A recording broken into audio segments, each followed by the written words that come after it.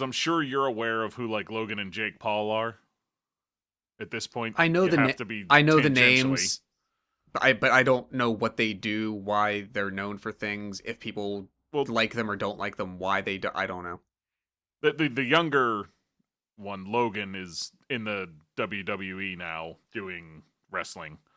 I don't really watch that anymore, but he's doing that whole thing. The other one has continually tried to make believe that he's a real pro boxer for a while. Oh God. And not long ago, a few years ago, he fought Floyd Mayweather in what Oh was God.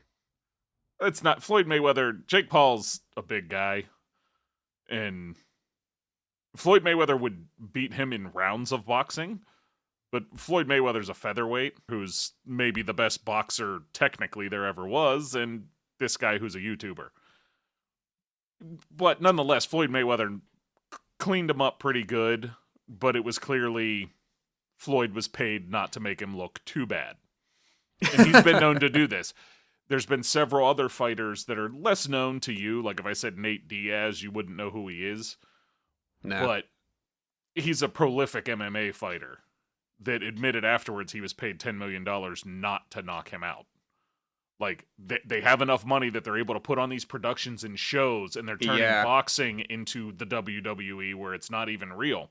So this time, there's a fight coming up sometime soon. I haven't really looked into when because I'm not going to watch it unless there's like a viral clip that comes from it, which you'll understand in just a moment, because this time the person he's decided to pay off to take a dive in the ring for him or not kill him or whatever you want to call it. If you think a professional fighter and the least reliable or biggest loose cannon you could possibly imagine that you would not trust to stay on script, who would you pick? Like a person in the real world? Yes, a real boxer. Oh, real boxer. I don't. I mean, Yep, I don't know you're boxers on the enough. path. The only thing I can think is Mike Tyson. Yep, you're right. There you go. He's going to fight Mike Tyson. And the problem for him is, yeah, Mike Tyson's older, but they had training videos of the two of them. And it looked like Jake Paul was standing still and Mike Tyson was on fast forward. Oh, I'm sure. And I'm thinking about this and I'm like, the other guys that you did this with were pretty level-headed people that weren't known for going off script, off the rails just because. You're putting your life on the line as an untrained boxer getting in the ring. Mike Tyson's 56. That's not old enough not to fucking kill you.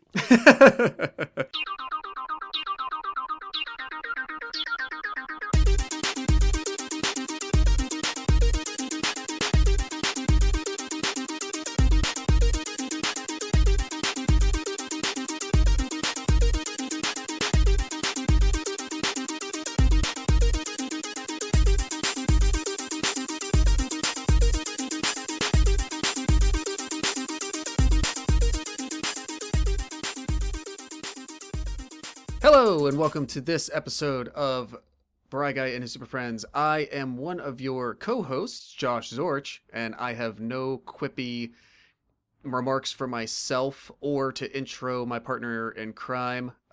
This time around, it's Mike Bradley. I could be your missing right hand man, where like you don't have a right hand, like it's gone. But I don't know. I couldn't come up with anything on the spot. I wasn't sure what to expect. We also tried, folks. This is why every time you hear one of these episodes that you're going to understand what it is in a moment. We pretty much always say we need to do more prep and organization, and obviously we have not yet learned our lesson. well, all I was going to say is what I think you're about to say, but if you don't, I'll correct you. So go ahead. Well, we'll see. Okay, now I'm like sitting here in anticipation because I don't know what you think I'm going to say, let alone what the response is going to be. But this is great, and you know what? It's right on brand because, folks, with just me and Mike here, you probably know what you're about to get into. It is round one of 2024's first of probably two or three periodic, spooktacular horror movie jamboree roundups. We never have an official we title added for that. some verbiage there. Yeah, that's the thing I the love about it. It's roundup off part, the cuffs every time. we got to add an adjective each time now. Or just swap one out in a random spot. I'm never for like I Oh. don't. This doesn't. It doesn't need to keep getting bigger and bigger. But I like think the about the idea of it title never really screen having an eventually of official it title. just being a Star Wars scroll. That too. It's gonna be close. I mean, that basically kind of becomes like the Spaceballs style scroll, right? That's the kind of the version it would be. Is just the parody version of that, just continuing to go on and on. But Mike and I always look forward to these. I think, and we probably have been trying to get around to this for the last 6 weeks or so because the last time we met with you folks for this was in September of 2023. Real quick, I'll give you the rundown of the last couple incarnations of this. If you want to catch up to some of the things we've been talking about, and that who knows, sometimes we even hit on things we've talked about a year and a half ago when one of us finally gets around to seeing something that we discussed a while ago. You can go back to episode 274 from September 11th, 2022, episode 288 from May 23rd of 2023, and our most recent, and see, I was wrong. I just quoted myself and I was off by a month. It's episode 293 from October the 1st, 2023. Oh wow, we and so really it's did kind of slack on the winter this year. Yeah, I think we did a bit, but there was, I think, a good back catalog for us to get through. And I don't know about you, as we were getting ready for this, I knew that there was a nice handful that had already come out in the early part of 2024, but I did not realize just how much was actually coming in like the later half of this year that at least seems to be confirmed. There's trailers for most things we're going to talk about. So there's actually more a heavier slate than I was prepared for. So I thought we would have a lighter show to talk about, and so I didn't take our procrastination seriously enough. Had I really been on the ball more, I would have realized that the slate that we need to get through is pretty heavy, and I wouldn't have put it off so long. It's all right. I mean, the viewers or listeners, I guess, they're not really seeing this, but the listeners can enjoy a little bit of extra information. May take us a little bit longer to get through, or we go through some of it a little bit quicker, but that's okay. You're still going to get the same information. It'll just be, more of it this time because there's Agreed. a lot. Well, folks, if this is your first visit to the Jamboree, I guess we'll give you just a quick overview of how Mike and I have sort of come to format these. Because we have a couple of episodes under our belt doing these one-offs, we try to revisit anything from those prior discussions that we, like I said, one or the other of us finally got around to seeing. We'll just say, hey, did you get to this? Yes or no? And if so, do you have a quick recommendation for the listener? The scale of recommendations seems to change every time too. For today, we're going to go with a 4-point scale. It's either no, meh, yes, or heck yes. And maybe for a few of these, very few, because we've got a lot to get through, Mike and I are going to try to keep it reined in. If we feel that there is a little bit of exposition that is needed to offer, especially for the heck yeses or the nos, we're going to do that. But we'll go through the prior movies from the last episodes in the first half. Then the second half is dedicated to the upcoming slate. I'll let you know, we're going to quickly touch on some things from the beginning of this year, the first couple of months, that we didn't get to mention in prior episodes. And then from that point of catch up forward, it's all into the future, baby. We're going to tell you what's out right now, what's coming in the next few weeks. We got a pretty good slate for you, really through just about the end of the year. And there's always things that end up coming to our attention as the year goes on. So once we get to revisit this in the summer or the early fall, there's going to be things on the release schedule hitting in, I'm sure, like Halloween season, November and December, that we're not even aware of right now. And so that's kind of the trajectory of how we've come to do these things. So Mike, any other thoughts as we jump in? No, nothing in particular. I mean, I think it's been an interesting few months, the last few, in terms of the movies I've seen. And I think there's some really good looking things coming up as well that we're going to talk Mm, about. Um, agreed. and also, at some point during this episode, I'm going to try and talk Josh into watching Terrifier and Terrifier 2. So look forward to that. That's gonna keep them on their toes, and I know where that is in the discussion. So, folks, you're gonna have to stay in for the long ride because that's gonna be probably closer to the end, just based on when Terrifier 3 is coming out. But I'm looking forward to that as well. Do your worst when it comes. Um, jumping in. Okay, so let's start, Mike, with some stuff that we had actually talked about a year ago.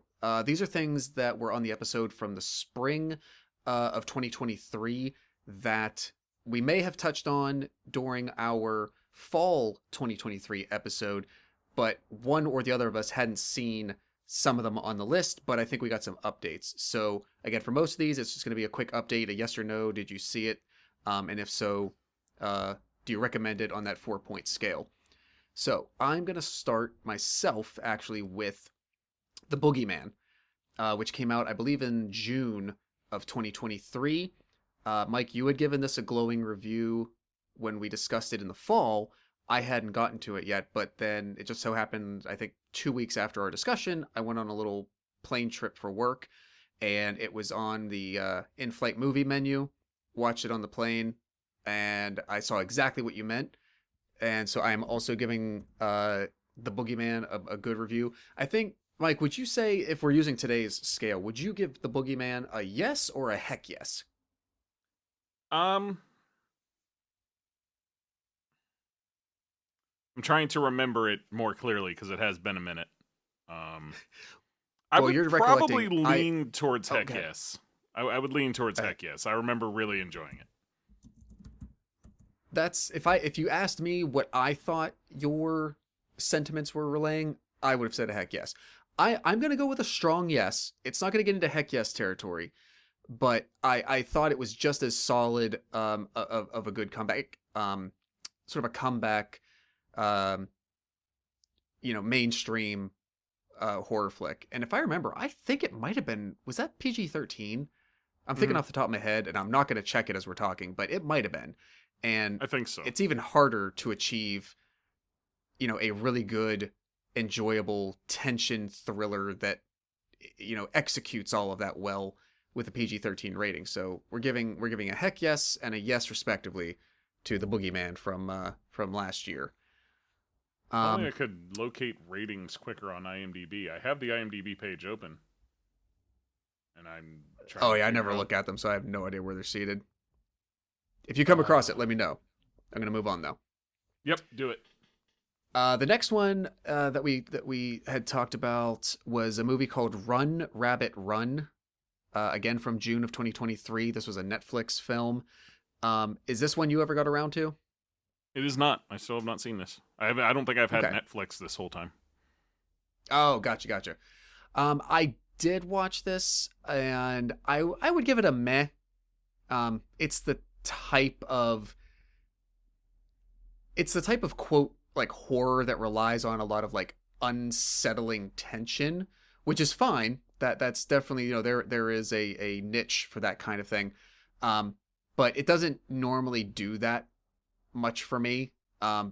Because you have to create a story that goes with that tension, and if the story is just a little bland, then the tension can't make up for it enough. So I'm giving a meh to Run Rabbit Run. Did Uh, you find the ratings you were looking for? yes, it is PG-13. Got it. So all right, Boogeyman going back. Boogeyman was PG-13. But moving forward, another one we had talked about was Cobweb, a movie with I think Lizzie Kaplan and Homelander, the actor who plays Homelander. I did see this. I would also give it a meh. It's like in between a meh and a yes, but more leaning toward meh. How about you? Did you get to this? I did not. It's another one I have not yet seen. All right. I would like to, but I just haven't. I know you had seen Sympathy for the Devil, correct? This was a Joel. Kinnaman. Oh, his name's escaping me. Kinnaman. Kinnaman, thank you. Joel Kinnaman and Nicolas Cage film, which we had said, like, especially once you had seen it, I think you said the idea of it and maybe the way it was presented made it seem like it was much more like leaning into the horror genre that it actually was. Is that accurate to characterize it that way? Yeah, it's a thriller. I wouldn't call it horror. I would agree. Yeah. I did end up picking this up eventually, and I would say as far I'm giving it a yes, and that's mainly for the acting, like watching Joel Kinnaman and Nicolas Cage have to go back and forth the whole movie because it's primarily the two of them through the Yeah. whole film, together, like in every scene. So for that reason, for like an acting exercise, I would say I'd give it a yes. Yeah, and they had good chemistry together. So it's, when you have two people like that, it's important that they can play well off of one another, and I think they did a good job. Yeah, agreed. Moving on, the next was what I learned was an Australian film that was brought to the U.S. They wanted to see how it would test with these audiences, and I guess it got a good enough run that I believe they're making a sequel that will probably get in the U.S. as well. This was called Talk to Me. Hmm. I did see this, and I'll give it a yes. I think it was good enough. How about you? I did see it, and I would agree, a soft yes. It would be like, it's not meh, it's better than meh, but Yeah. I guess yes is the soft yes since we have heck yes. So yeah, so just a True. yes. All right, we're simpatico on that. Next, we're moving on to Last Voyage of the Demeter. I'll let you respond first. I've been going first every time and hogging it. Um, was there anything more you had to say about it before I just go into my rating? No, go right ahead. No? Whatever you want to Okay. share. So yeah, obviously I've seen it since I'm saying I'm going to give it a rating. And I would lean into, this is a borderline meh or yes. I think the source content in the acting is good enough to get me to a yes, even though the horror part of it is 100% meh. I'm just gonna say that's how I feel too, because I couldn't come up with better words, and I couldn't come up with good words as good as that, and I know it. So I'll leave it there, and I agree. Yeah, I'm right in line with you with there as well. And then coming out of our spring 2023 episode, the last movie that was out at the time we got back together in the fall to revisit this was The Nun 2. Obviously, the sequel to The Nun, part of the overall Conjuring universe of movies. I will just let you quickly, because I don't have much to say about it. I'll say I saw it, and it's a meh. I also saw it, and I would actually go to a no. Ooh, all right. I thought it was bad. I also thought the first Nun was bad, so I take that for what it's worth. Yeah. The Conjuring series is missing with the Nun movies. They're the characters spooky, the stories are not. Well said again. And all right, so now we're gonna get into a little chunk of 4 projects that were not yet released at the time we recorded our fall episode last year, but that we did talk about in the spring episode last year. I know I'm throwing that out a lot. Try to keep your timeline straight, people. The first we're going to hit, just in order of release date of when they actually ended up coming out, Saw X. I will give a glowing heck yes to this. This was number 3 or 4 on my number 3 of my most favorite movies of last year. And that's all I'll say about it because I gushed about it on our favorites of 2023 episode.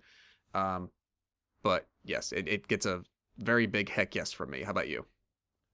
I would say this one, I'm going to say a yes. I don't think I'm as enthusiastic about a heck yes. Sure.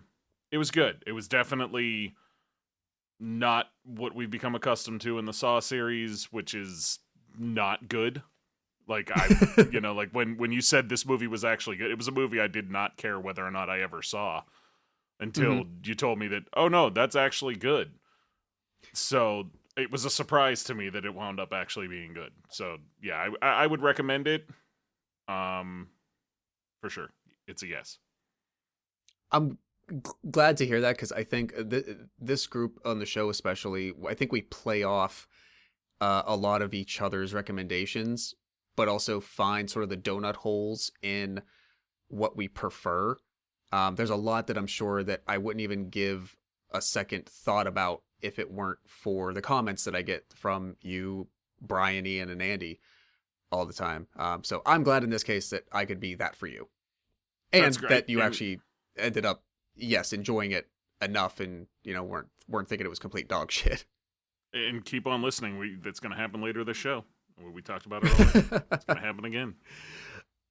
Um, moving on, we have the I guess long awaited, maybe, I don't know if you want to say that per se, but a continuation from the original Exorcist storyline uh got revived in 2023. This is called Exorcist Believer.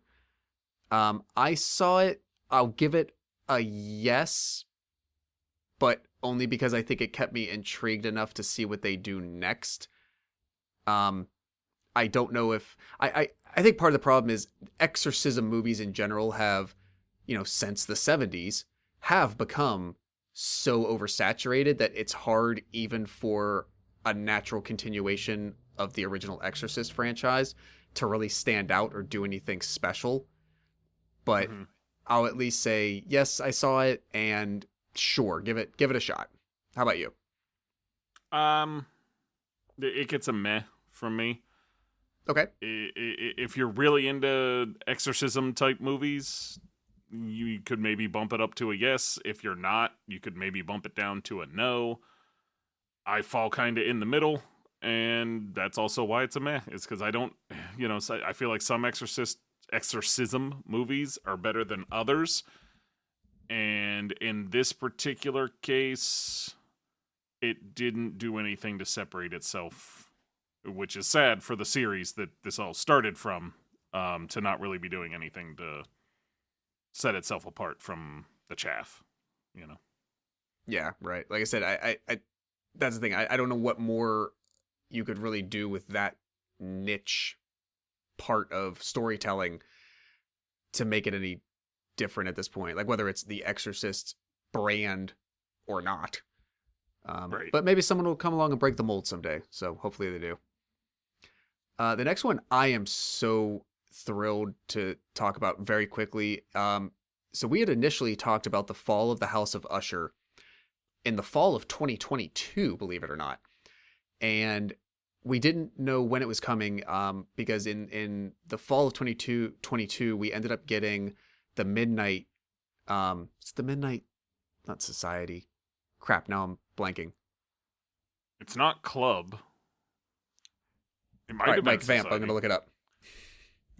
Um, that I haven't seen the Fall of the House of Usher, and I really don't want to take us off topic, but I can say that like that, the Haunting of the House on the Hill or Haunting of Hill House was very good, Yes, and the Midnight.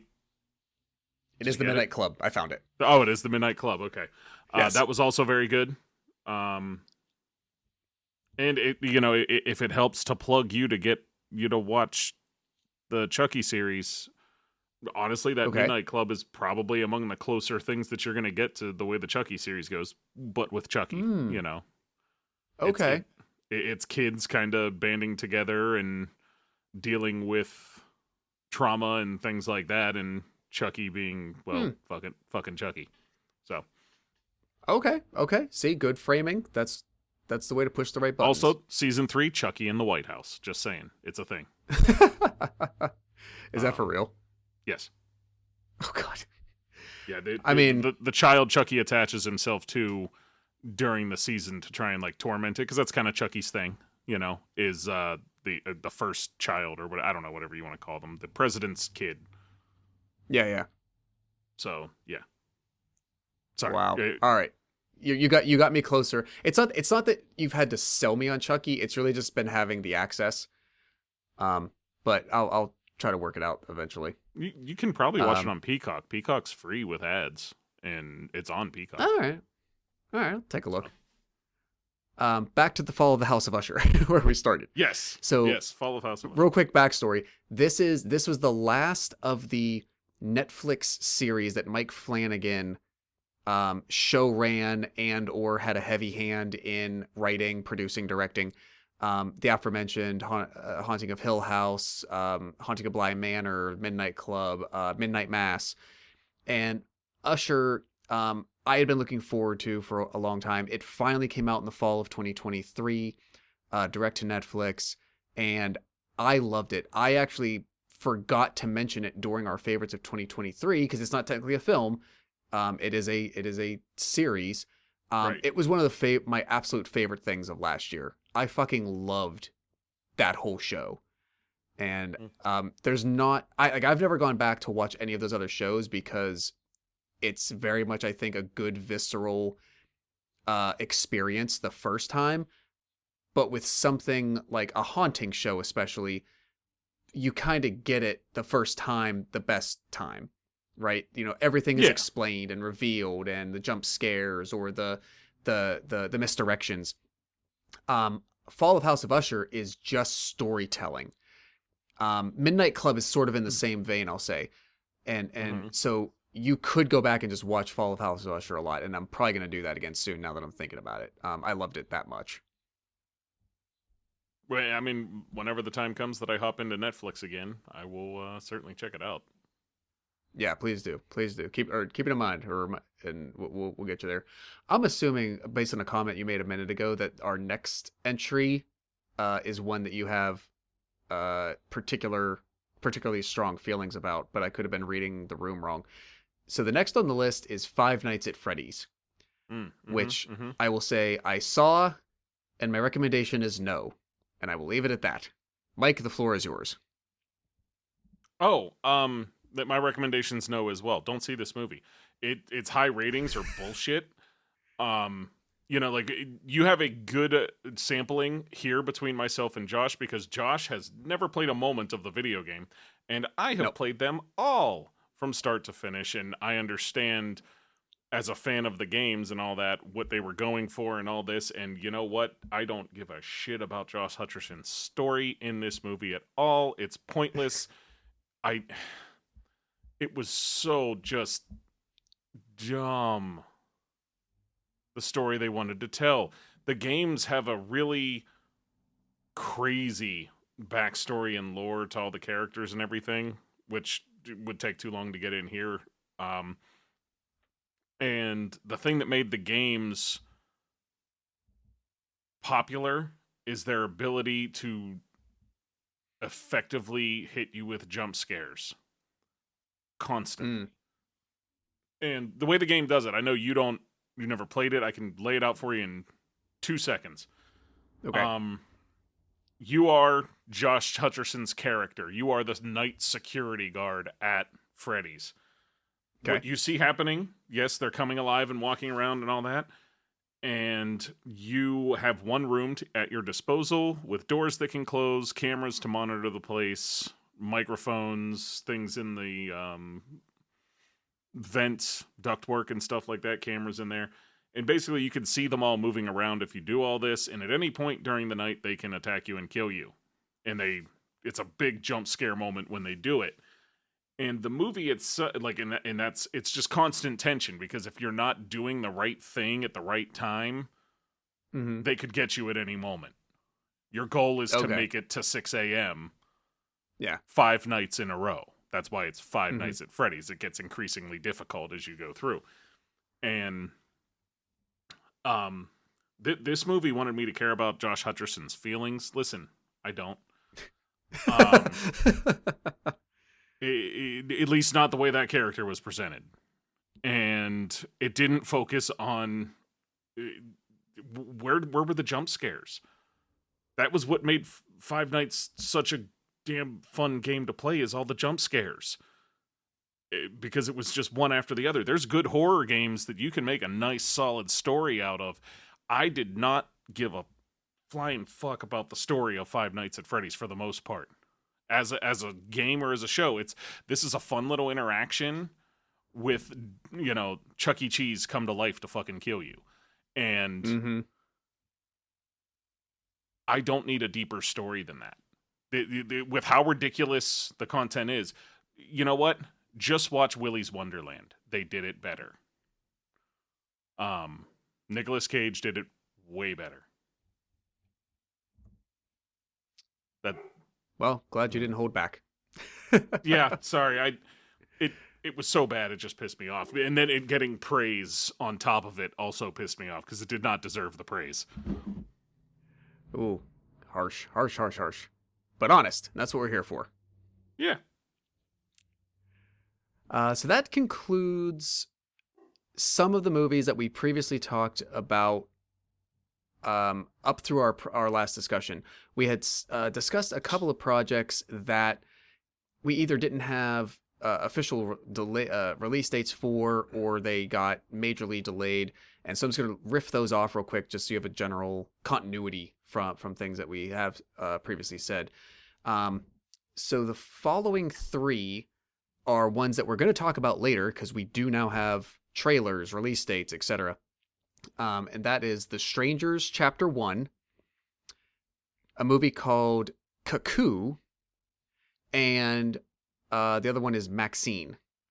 So those three we've previously talked about, and now we have new info. We'll discuss them more later.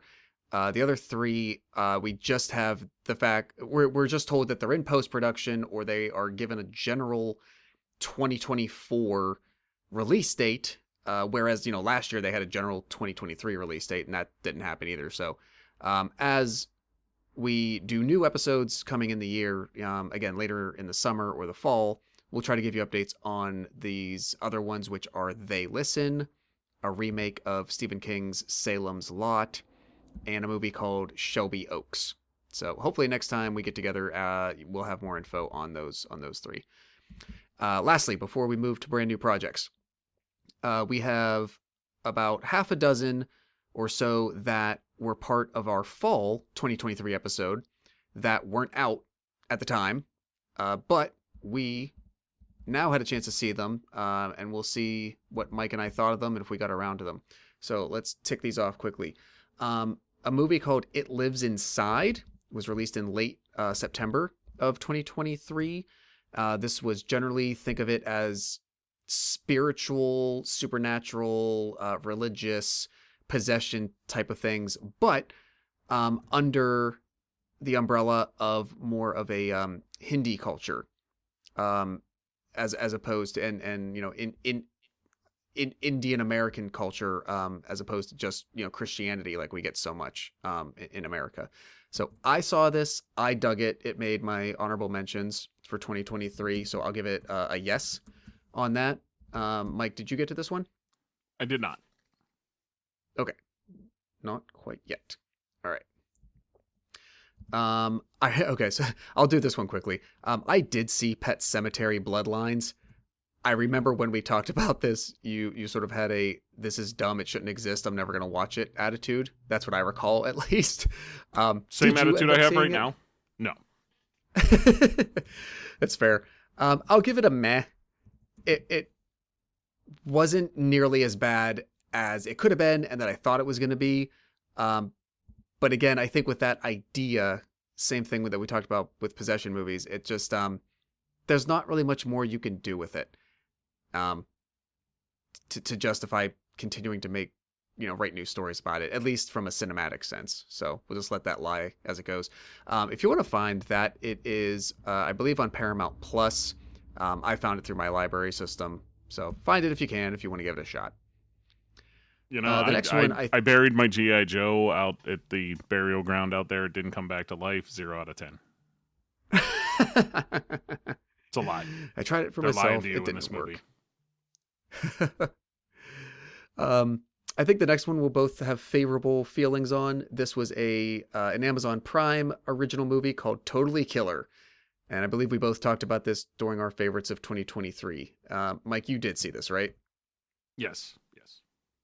All right, and what would you give this Oh recommendation? yeah, it gets a heck yes. This gets the maximum. It was fun. It was funny. It had everything that you kind of want out of that kind of movie. I think. Mm-hmm. And yeah, I would watch it again, which isn't common for horror movies. There's only a few that I actually enjoy rewatching, and I think this one would be one of them. I agree. And I will share the summation that you gave me at some point that I think we shared previously on the favorites of 2023 episode, which was Totally Killer feels like Scream blended with Back to the Future. Yep. And that's very succinct, and that's a good way to think of it. It's very entertaining. It's a good time. The next one was a Netflix original that was a foreign film, a Scandinavian film, might have been Danish actually, but well, Scandinavian nonetheless. It's called The Conference. Did you see this one? Oh, again, Netflix. No, sorry, Yeah. I don't do the not yet. Netflix stuff yet. Don't get there. No, that's fine. I'll give this a yes, but I don't want to give it a meh because it was better than meh. It actually has somewhat at times like an irreverent humor to it where like it's not entirely black comedy. It's definitely like a slasher. It's a solid slasher, but there's moments that they put into some of the characters that definitely make it entertaining enough. So that's another one I'll say, like, give it an asterisk. If you get back to Netflix someday, maybe think about The Conference. All right. We got three more here for you. This one I loved. It made my top 10. I think it came in at number 10, actually. Yes, it was. Top 10 of 2023. Eli Roth's Thanksgiving. Mm-hmm. This gets a yes for me. It doesn't get the heck yes. To be fair, I think this was always going to be first and foremost kind of the fact that the movie was made was in and of itself a gimmick because of its history. Mm-hmm. It by no means failed, and I think it was pretty solid no matter what. But it didn't, it's not hitting it an A plus. It's getting like an A or B plus really. So that's why it gets the solid yes from me. How about you? Yeah, I would agree with that. It was good. It was what I wanted it to be, which was over the top and a ridiculous thing basically. Like I'm trying not to spoil anything. Mm-hmm. But it's called Thanksgiving, and I think all the promo material has the guy in the plastic pilgrim mask doing, isn't it like a John Brown mask or something like that? Basically, yeah. Yeah. So it has them in that, and you can get how ridiculous it's going to be just from that. Yeah, very much. But it's not Thanksgiving. It's that movie is right. Whoa. This is actually meant to be half decent as a slasher flick, and it works. Yeah, I think you hit the nail on the head. The fact that it's obviously a throwback to the idea of a ridiculous premise of like slashers of the kind of like the 80s or 90s, but they took it seriously. There was no break moment where they're like, "Oh, you're in on the joke with us," right? They took it as seriously as possible, and I think it turned out well. Yeah, if this was made 20 years ago, 30 years ago, God, 30, it's 30. The answer's 30. That hurts, but it's 30. I feel like this would be just a movie that nobody gave a shit about.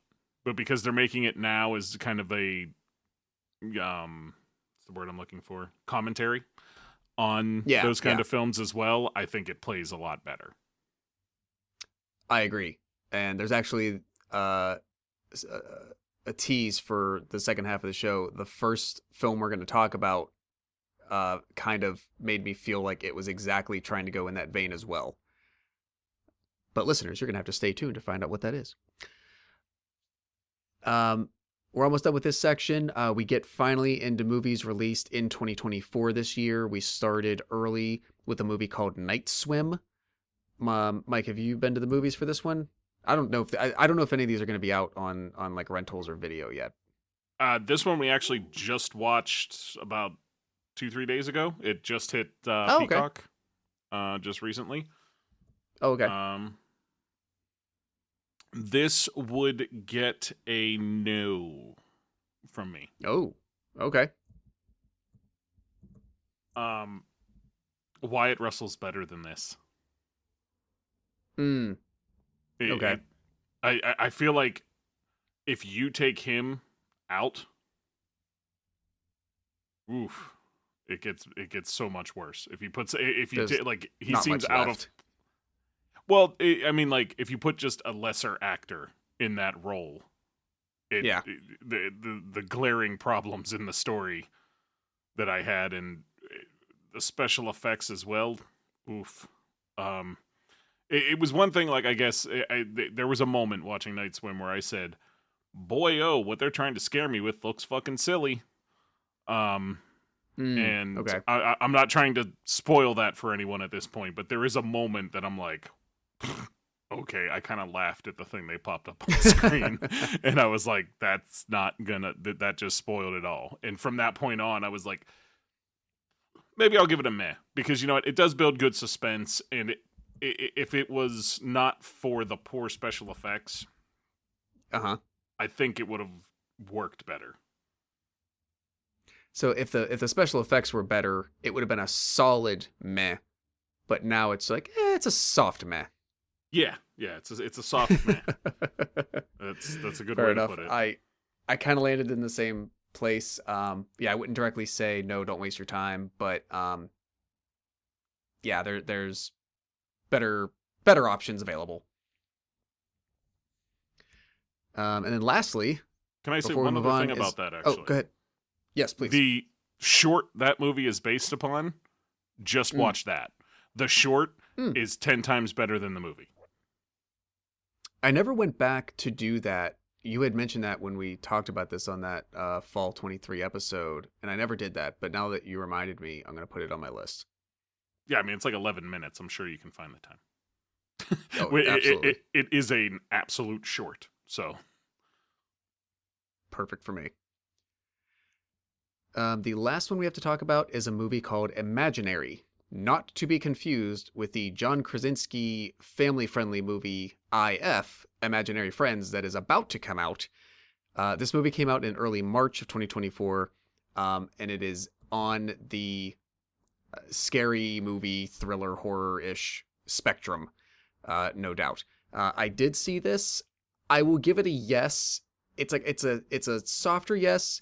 It's by no means a meh. It did better than I thought it was going to do. I think it's good enough to be entertaining without really caring about criticism. It takes you along, and you know, it's 90 minutes of a movie, and Okay. it's not too bad. How about you? Did you get this one? I have not seen it yet. I have not. Okay. Last time there was one more movie that we talked about, but it had not come out yet because at that time we knew it was going to be like in the spring of 2024. It's the Quiet Place prequel, A Quiet Place Day One, which comes out in June of this year, and that is part of our discussion slate for the rest of the show. So we have reached the end of part one, folks. Pat yourselves on the back. You survived the journey thus far, and hope that you can continue doing so for the rest. Mike, any closing words on the first half of the show before we launch into a slight look back on earlier this year, but then really plowing forward into the future? No, not really. I mean, I think we had a decent half year, I guess you could say, of horror films to check out that were available to us, and I wouldn't call it great. I feel like we were spoiled the last show.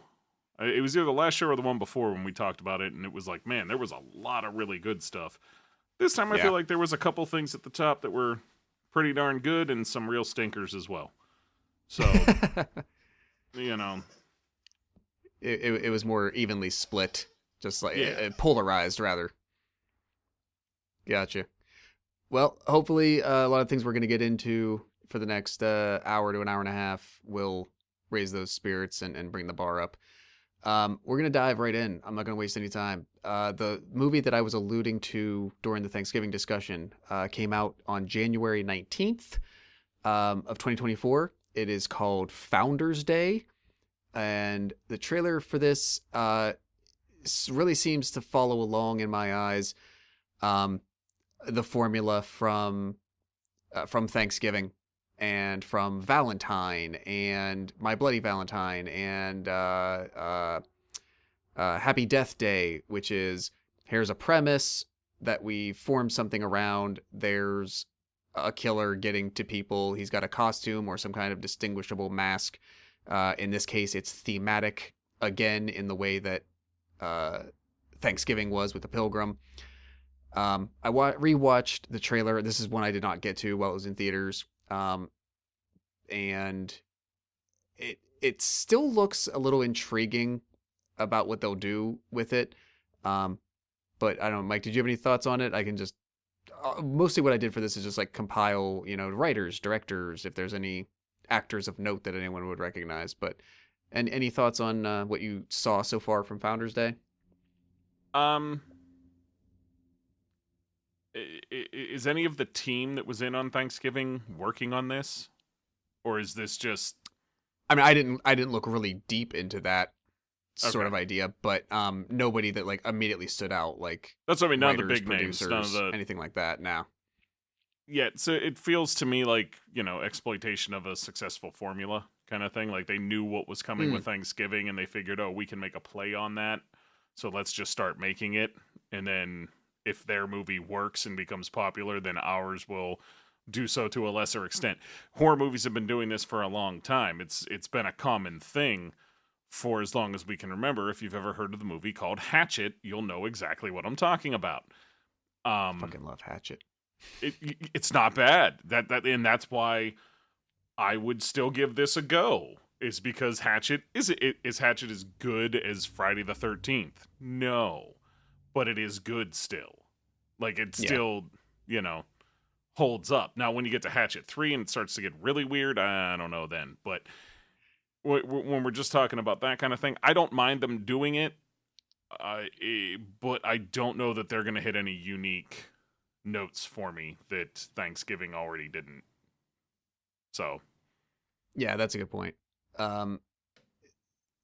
Founders Day was written by Eric and Carson Blomquist, and it was directed by Eric. And I guess the idea is, I mean, it was released in January with the tie-in that, maybe President's Day is in February. And the premise of it is, it's some kind of small town place or whatever, and there's a mayoral election about to happen, and there's a masked killer getting people. And that's kind of the basis of it in a way. Did that's he all the look info a little I have bit like on the it, per Burger se. King to you? Yeah. I was having that issue as well. The mask looked kind of Burger King-y. And yeah, that's true. I like that though. Like, part of me likes it for how like silly it is. Because like, even if you look, like you said, Happy Death Day, the mask in that was what, like the baby or whatever? The big baby exaggerated one. Yeah, and that worked.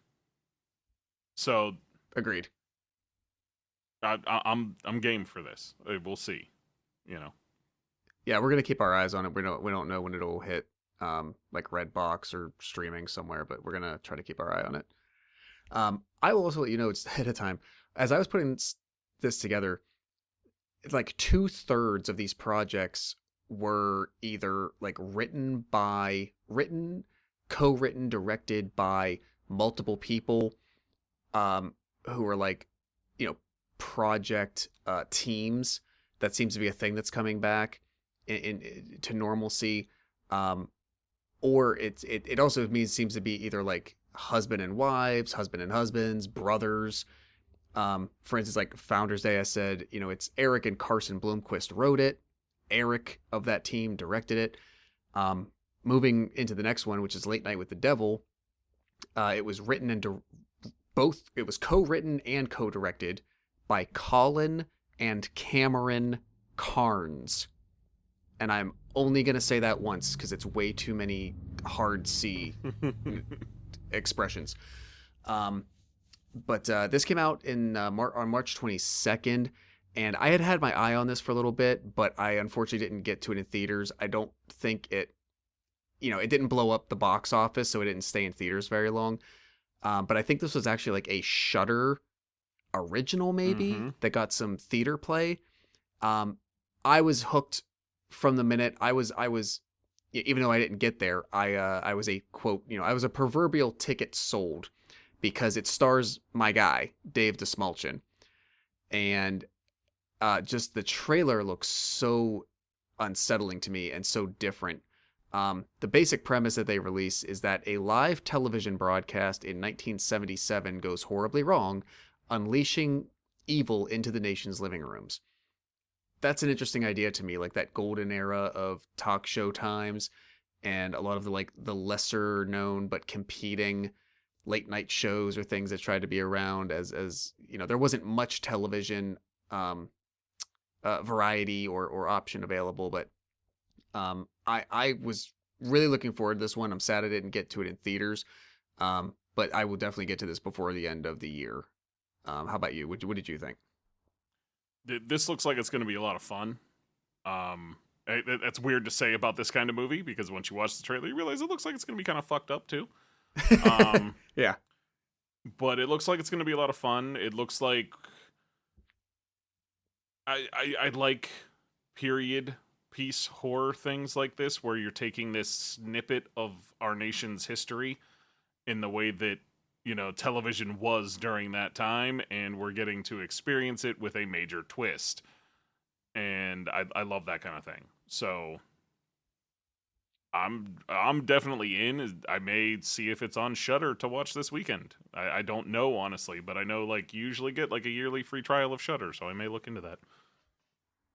Oh, okay. I just assumed it was your normal 1 or 2 weeks, but if it's a little bit longer, I might do that so I don't have to wait as long for this.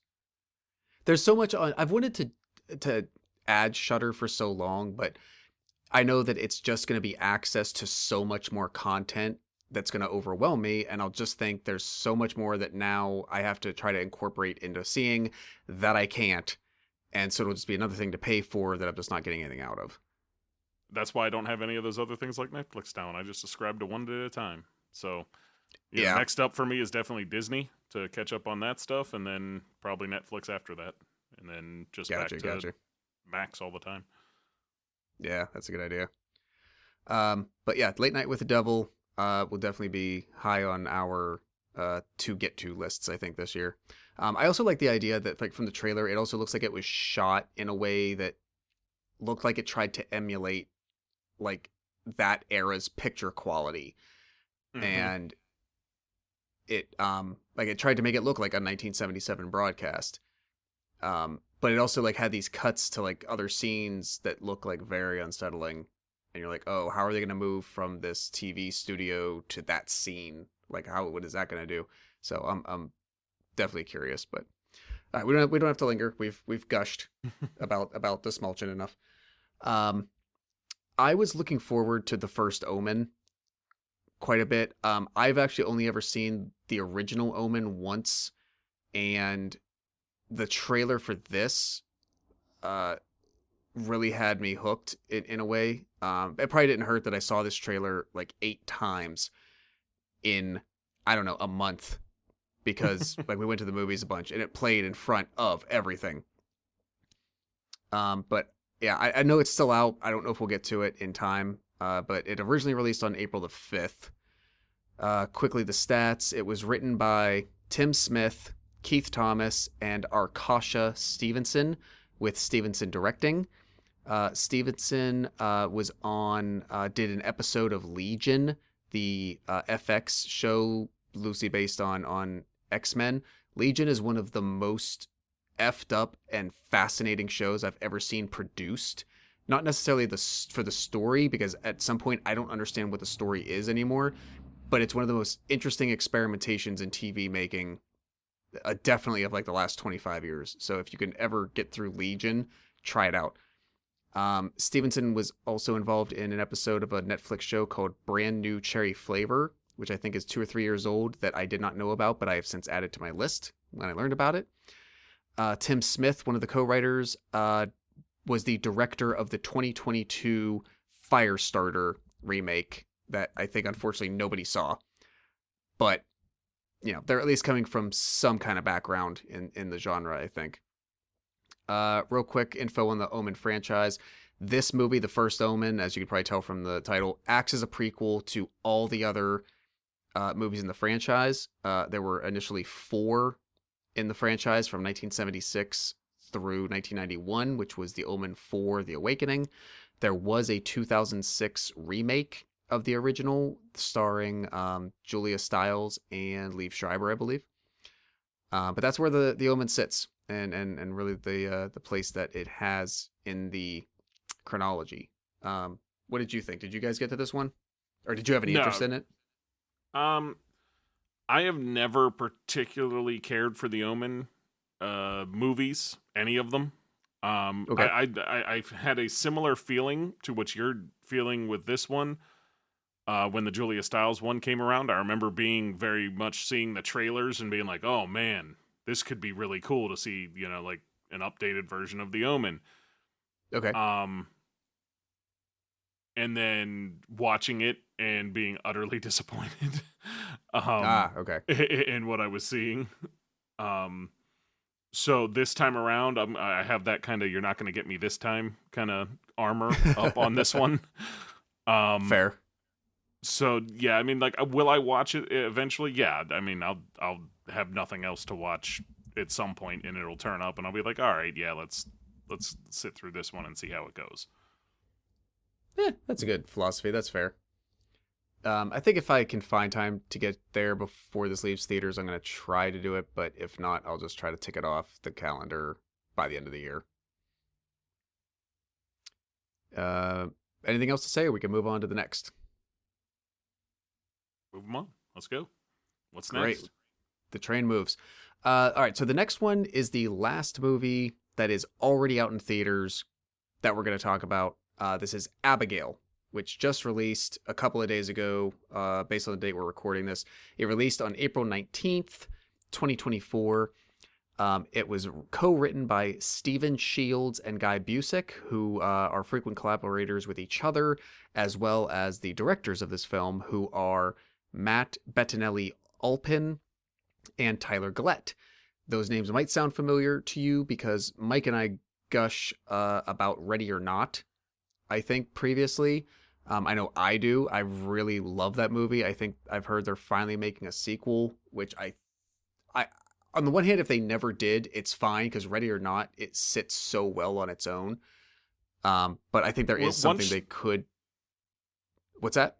I was just say, once the shtick for Ready or Not is revealed, it feels almost like you don't want a sequel to it, because like that reveal at the end is, like, once you know that, I don't think a sequel is gonna hold up as well, unless they really change things up. Yeah, they're going to have to completely kind of go back to the drawing board and find something really cool to twist it to again. But those directors also went on, probably on the strength of Ready or Not. They took over and revitalized the Scream franchise. So they did 2022's Scream, which was really Scream 5, and then 2023's Scream 6. As far as I know, they are not returning for Scream 7. They are going on to other things. But Abigail is out right now. The cast is Alicia Weir as your title character, who I think, I'm just mentioning this because I think the juxtaposition is hilarious. If you've seen the trailers for this, it's very, they put it on Front Street. Abigail is a little girl who is a vampire ballerina. But the actress, most recently, right before this, played Matilda in the Netflix musical remake, which I don't, you just can't hardly get further on two ends of the spectrum. But I think that's great for her. In addition, you get Melissa Barrera, who the directors brought over from the Scream franchise. You get Dan Stevens, who's done a ton. We're going to talk about him later. Catherine Newton, who's been in Lisa Frankenstein, Ant-Man and the Ant-Man Quantumania, Freaky Friday, among others. Kevin Durand, veteran actor. Angus Cloud, who unfortunately passed away probably right after this movie was completed. He was known from the show Euphoria. And then you also get Matthew Good and Giancarlo Esposito, again, mostly household names to movie fans. I didn't know what to think about this initially from the trailer, but I think the more I saw it, the more it was hooking me. How about you? I feel like this one's going to lean more into being a comedy than horror, which is fine. Okay. Because, like, horror comedies definitely have their place in the genre. And I think it's trying to lean into that. I think that much is clear watching the trailer. Okay. At least they're highlighting a lot of jokes in that trailer. And Good point. Like, it makes it seem like it is a silly idea.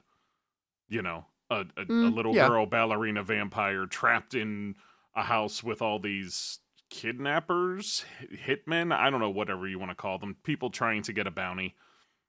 Yeah. And it seems like a ridiculous, over the top kind of comedic experience that they're going to go for. Yeah, Because I wouldn't be surprised how if else that's do you how it approach turns it? out. Yeah, good point. Like, when Unless I you first started took it watching so the trailer darkly seriously. Right, and that's what I mean. Like, watching the trailer at first before I realized they were doing a vampire, like, it was just like, oh, they're trapped in there with a little girl. What's she gonna be? What's gonna happen? And it's like, oh, Right. she's just a vampire. Oh, Yeah, all right. I remember thinking that initially that, like, the idea was that they would have to protect her from the thing that is the monster or the spirit or the bad thing, and then like, they're trying to protect themselves from her. Doesn't that end up just being the plot of, like, John Carpenter's Vampires? Never saw it, Oh, you should. but I will add it to the list. I mean, that's old. That's like 90s. It's the one with James Woods, right? Mm-hmm. Unfortunate that he's there, but Yeah. it's worth a watch. Yeah, I'll add it to the list then. Again, taking recommendations. Anything else for Abigail? No, not really. Yeah, that is one that I will see, and like I said, it just came out in theaters. Hopefully, we get there. I feel like that'll be a fun one to see in an auditorium, as opposed to, like, it'll be a little bit better seeing in an auditorium rather than at home for the first time. So, Mm-hmm. yeah, fingers crossed.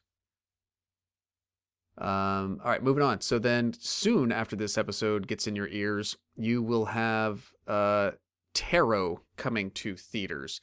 It's going to hit on May the 3rd. This is rated PG-13, and I'm going to be biased, and based on our, like, other comments about some of the other movies, I don't have high hopes for this. I think it's a very generic sounding idea of, how can we make a scary movie that teenagers are allowed to come to? Oh, we'll make one about tarot cards. That's my bias going in. I'll leave it up front, but then hopefully I'll be surprised later on. I don't know. The writing team, this was written and directed. Again, this is the theme we're having here. Co-written and co-directed by Spencer Cohen and Anna Hallberg. They were writers and producers on a Netflix movie from a couple of years ago called Extinction, that I really, really liked, actually. A movie called the one Moonfall. with Anthony Mackie? Or was that something else? No. Oh, I know what you're thinking. No, it was no, it was Lizzie Kaplan and, oh, his name's escaping me now. I'll try to find it later. But no, I know what you're thinking of. Okay, continue. Sorry, I didn't mean to interrupt. Yeah. No, it's fine. Of course.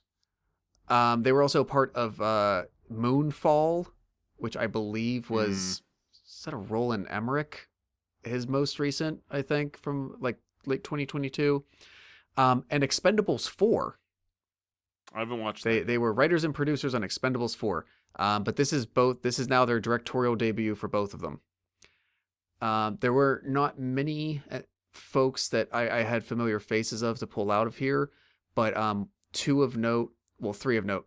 Jacob Batalon, who plays Ned from the MCU Spider-Man films. I don't know this person. I guess her name. It's just one of these like one name people. Avantika. I'm not sure.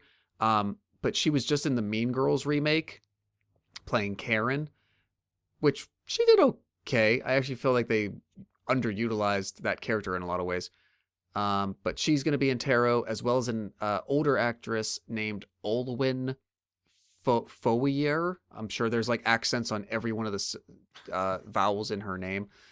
But you could find her in Mandy, Fantastic Beasts: The Crime of Grindelwald, the 2022 Texas Chainsaw Massacre that was made directly for Netflix, and another movie we're going to talk about soon, the upcoming Watchers film. So those three names are in Tarot.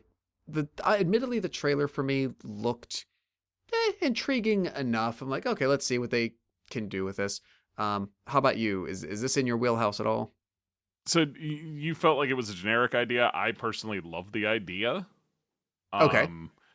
And the idea itself, when I was like reading a little synopsis at first before seeing the trailer and then starting to see the trailer, gave me 13 Ghosts vibes, where you have all these different, types of murderous things to deal with, and you're going to go through like this gauntlet of them throughout the movie. I actually kind of like that idea. Oh, Having okay. watched the trailer, I mean, do you remember 13 Ghosts? Did you enjoy 13 Ghosts? I do. So that's why I kind of thought the idea sounded great. Then I watched the trailer and I'm like, they're gonna kind of do that, but the execution looks not great. So, excited for the idea because of, that whole 13 Ghosts idea behind. I don't know if it's behind it or not, but that I can see relation to, but it doesn't look like they did a very good job. It did not look like it's going to hold that same kind of weight. There didn't look. I guess that's part of what made 13 Ghosts work was the amount of practical effects that they used to do all that. Whereas this just looks 100% CGI. And I'll tell you, folks, if you want to be scary in your scary movies, CGI is not the way to go. Practical effects is the way to go. So, I what agree. it is. I just looked it up as we're talking. So this absolutely just reminds me of those two movies they made about Ouija. There were two mainstream PG-13 movies in 2014 and 16, Ouija and then Ouija Origin of Evil, which I will give Origin of Evil a little bump because my guy Mike Flanagan that we talked about with Fall of the House of Usher and all those shows, he co-wrote and directed that one. But I'm surprised it took them this long to make a movie about tarot cards. That was like a mainstream studio movie. I mean, technically speaking, tarot cards don't have horrific implications the way Ouija boards do. You're not connecting to the other realm in the lore of tarot cards. You're just reading the signs. No, but you could easily spin it into the version that they're kind of giving us, and I'm just shocked from Hollywood that it took them that long to do it. Yeah, it's just mysticism that they're like, oh, let's try and make that a horror movie because nobody else has. And I get it. Yeah, so I'm going into that one hoping to be surprised and hoping that there's things that they wow me with. I agree. All right, so moving on to later in May, this one befuddles me a bit. Bear with me and let me walk through this one. So on May 17th, we're going to get a movie called The Strangers, Chapter 1. It is written by Alan Cohen and Alan Friedland, who have a common background of working on King of the Hill and American Dad together. as well as the 2010 movie called Due Date with Robert Downey Jr. and Zach Galifianakis.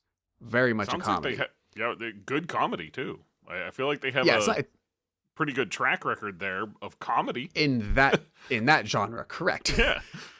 There's really nothing in their resume that suggests that they dip their toes into this world much. Now, here's the curveball. This chapter 1, they shot 3 movies already.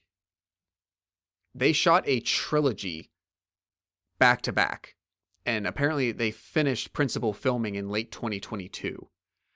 And I guess over the next couple of months, year or two, I don't know how long they're going to space them out. I guess we're going to get chapters 2 and 3. From what I've seen, that's what they're going to be called. This is going to be chapter 1, 2, and 3. How original. The director, yeah, right. The same production team, the writers, directors, everybody, just they did 3 movies back to back. The director is named Renny Harlin, who has his first feature going all the way back to 1986. So the guy has experience. Other things on his resume are pretty impressive, but also a little confunding. So what I'm going to highlight is A Nightmare on Elm Street 4, Die Hard 2, Cliffhanger, Cutthroat Island. Anyone remember that movie? The Long Kiss Goodnight, Deep Blue Sea, which hell yes, love that movie. Speaking of The Exorcist, in like 2005, they did a movie called Exorcist: The Beginning, which was meant to be a prequel to that entire franchise. That wasn't bad. And this one I threw in for Sarah and Leslie. He directed The Covenant. They will know why I'm mentioning that for them. This movie, I feel like go ahead. I feel like you named a lot of movie series there that are well known for things.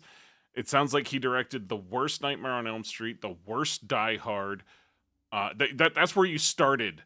Was like what I feel like is the worst Nightmare on Elm Street and the worst Die Hard. Not that Die Hard 2 is bad. It's just It's just the least good of a series of really. Well, no, I forgot. There is the other. Oh God, yeah, no, I'm sorry. It is the second worst Die Hard. I forget about the Jai Courtney Die Hard because I just wrote that out of existence in my mind. Right. So the second worst Die Hard ever and the worst Nightmare on Elm Street. Because 3 was Dream Warriors, right? So I think so. Yeah, which means 4 was the one that came after that, which was So, but the other stuff you said, there was some good, some bad, some hits, some misses. Mm-hmm. And yeah, having Deep Blue Sea, that's the only one where, yeah, like you said, like, hell yeah, that's a great movie, I agree. But that was the only one where I'm like, oh, that's encouraging. The rest of them were all kind of like neutral. Although The Covenant's not bad.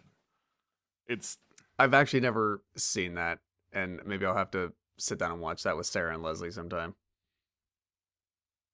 That's fair. I don't know how the trilogy... I'm talking about the correct movie. Go ahead. No, you are. Trust me, you are. I don't know how the trilogy is going to play out, but at least in this first one of chapter 1, it looks like your 2 main characters are played by Madeline Petch, who did Riverdale on the CW. She was one of the main characters, so she did like over 130 episodes of that show while it ran. And an actor named Gabriel Basso. If anyone has ever seen Super 8, he is one of the kids in the group in Super 8, and now he's all grown up. He's actually worked quite a bit since then.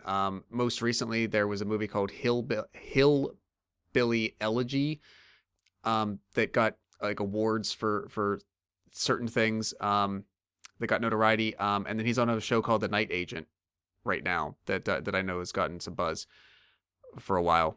In addition to them, the only other name of note that they list is Richard Brake. Mike knows who that is. We've talked about him from other things on here before. So that's where this supposed trilogy is starting. Who knows where it's going to go? The only thing that's odd to me is that if you've ever seen The Strangers, one, you know what it is and you know what happens, but this is a prequel to that. These Strangers films, the two that they've made in the past 15 years, 16 years, really the killers are more important than the other characters in a way.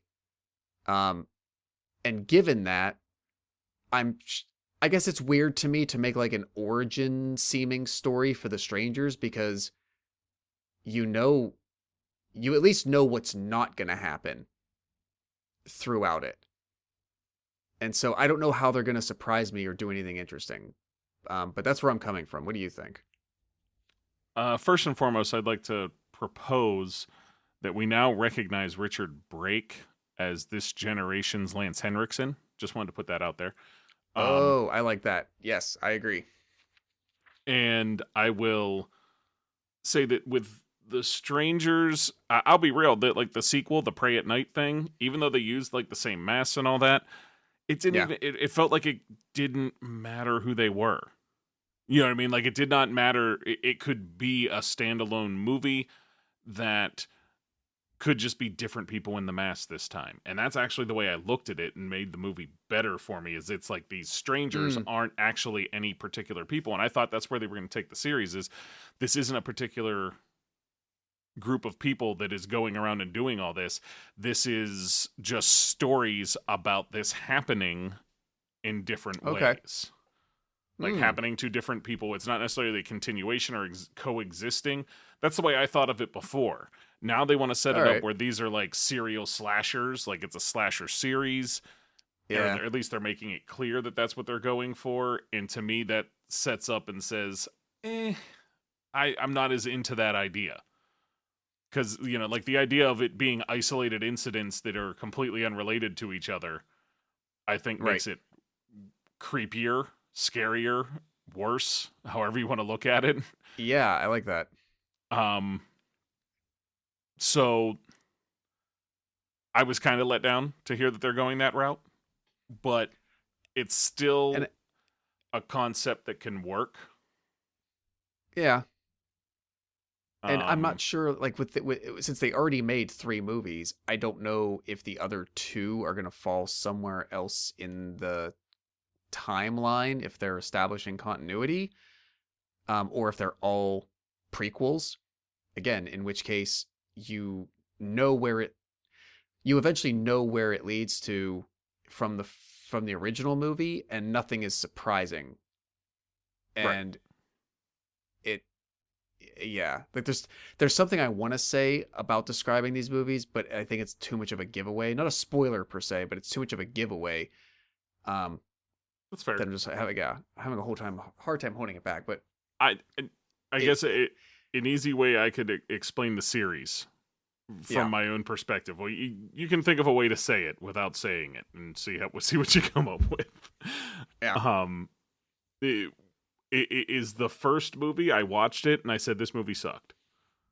I never enjoyed the first Strangers movie. I rewatched it and it still has nothing for me. I'm still just like, I don't like this. This is not good. And the second movie I absolutely fucking loved.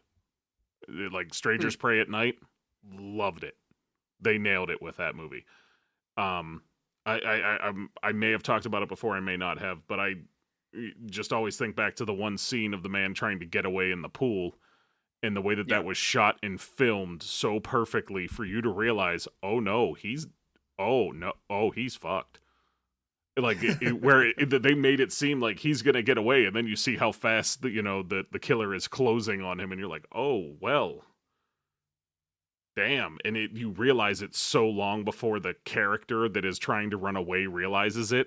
Like, you can see the angles and everything, and they filmed that so perfectly. I really enjoyed that, and the rest of that movie I thought was just much better done. And what was it? Scott Speedman was in the first one, right? With Liv Tyler, yeah. Yeah, see, like, that was the whole thing, is, like, I don't like that guy a lot. I can't enjoy, like, I can't get engaged in movies that he's in. I don't want to speak about him personally. I don't think it's anything like that. I just don't think he's a very good actor. Okay. And I feel like he was a big draw away for me in that. And you know, what I mean, like, it's like he didn't draw away from, um,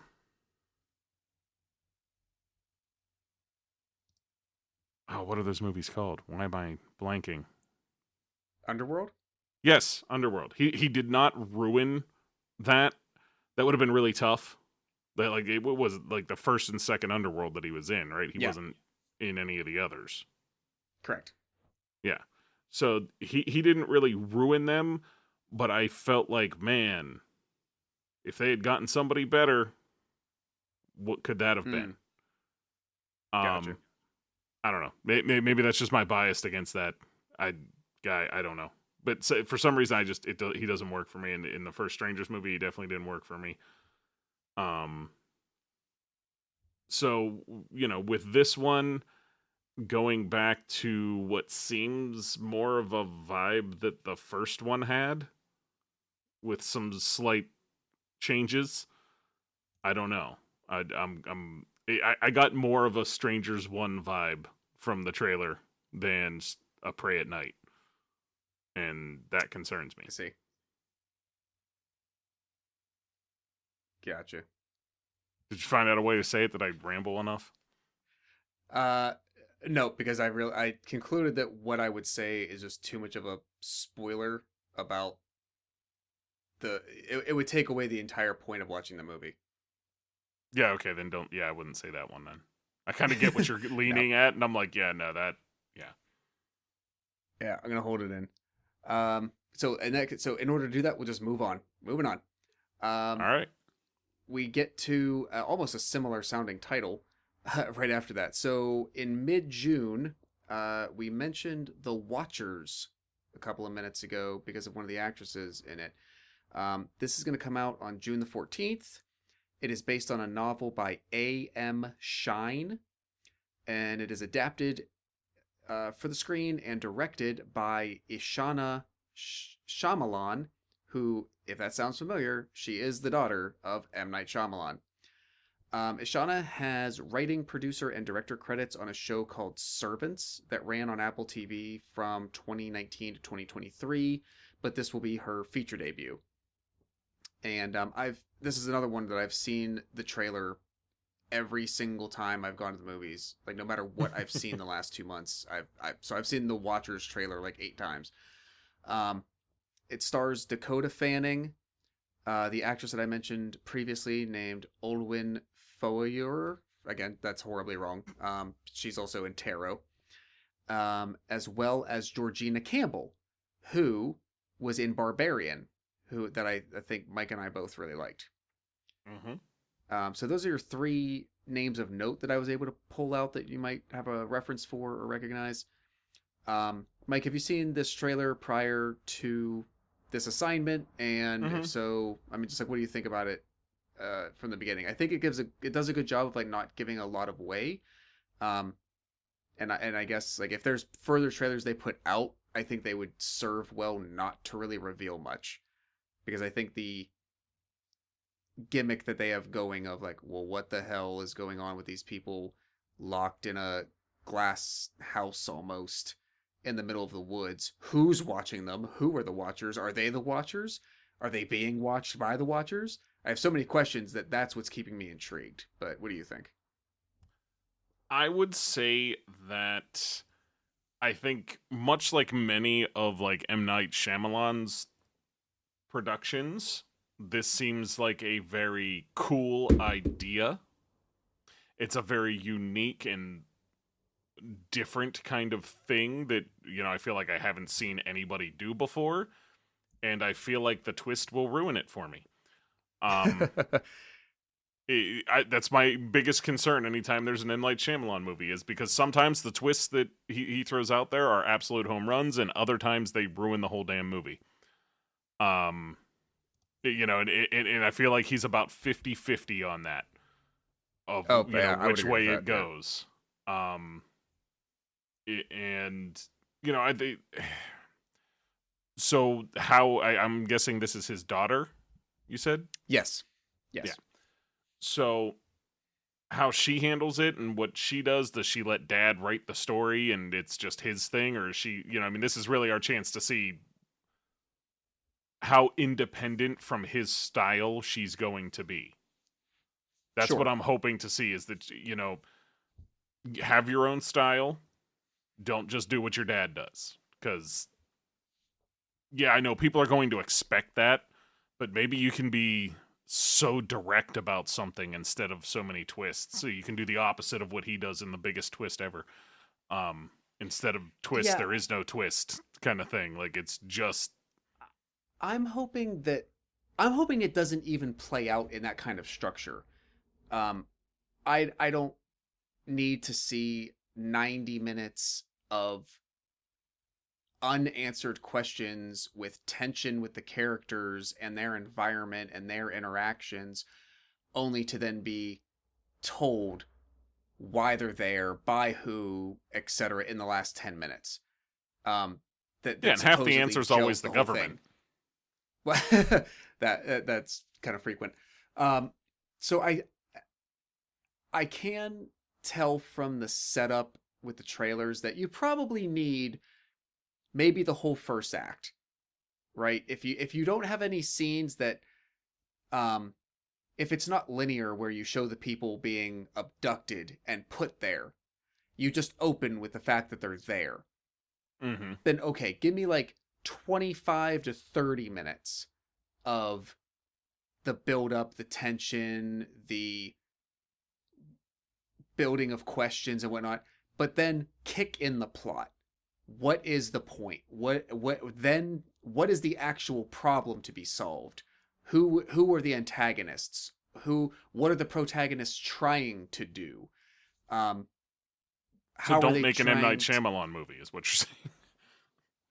yes, I mean, and Yeah. to counter to respond to the point you made about don't follow his formula. I don't want it to at all.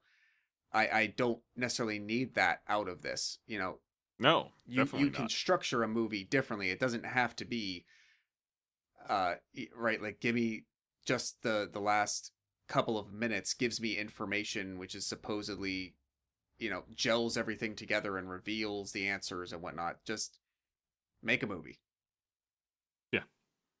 Make a normal horror movie where we find out what's really going on about 2/3 of the way in, and the final third of the movie is resolving the issue, instead of a 30-second reveal at the end of the movie that tells us what the issue was the whole time, and then credits. Right. Yeah.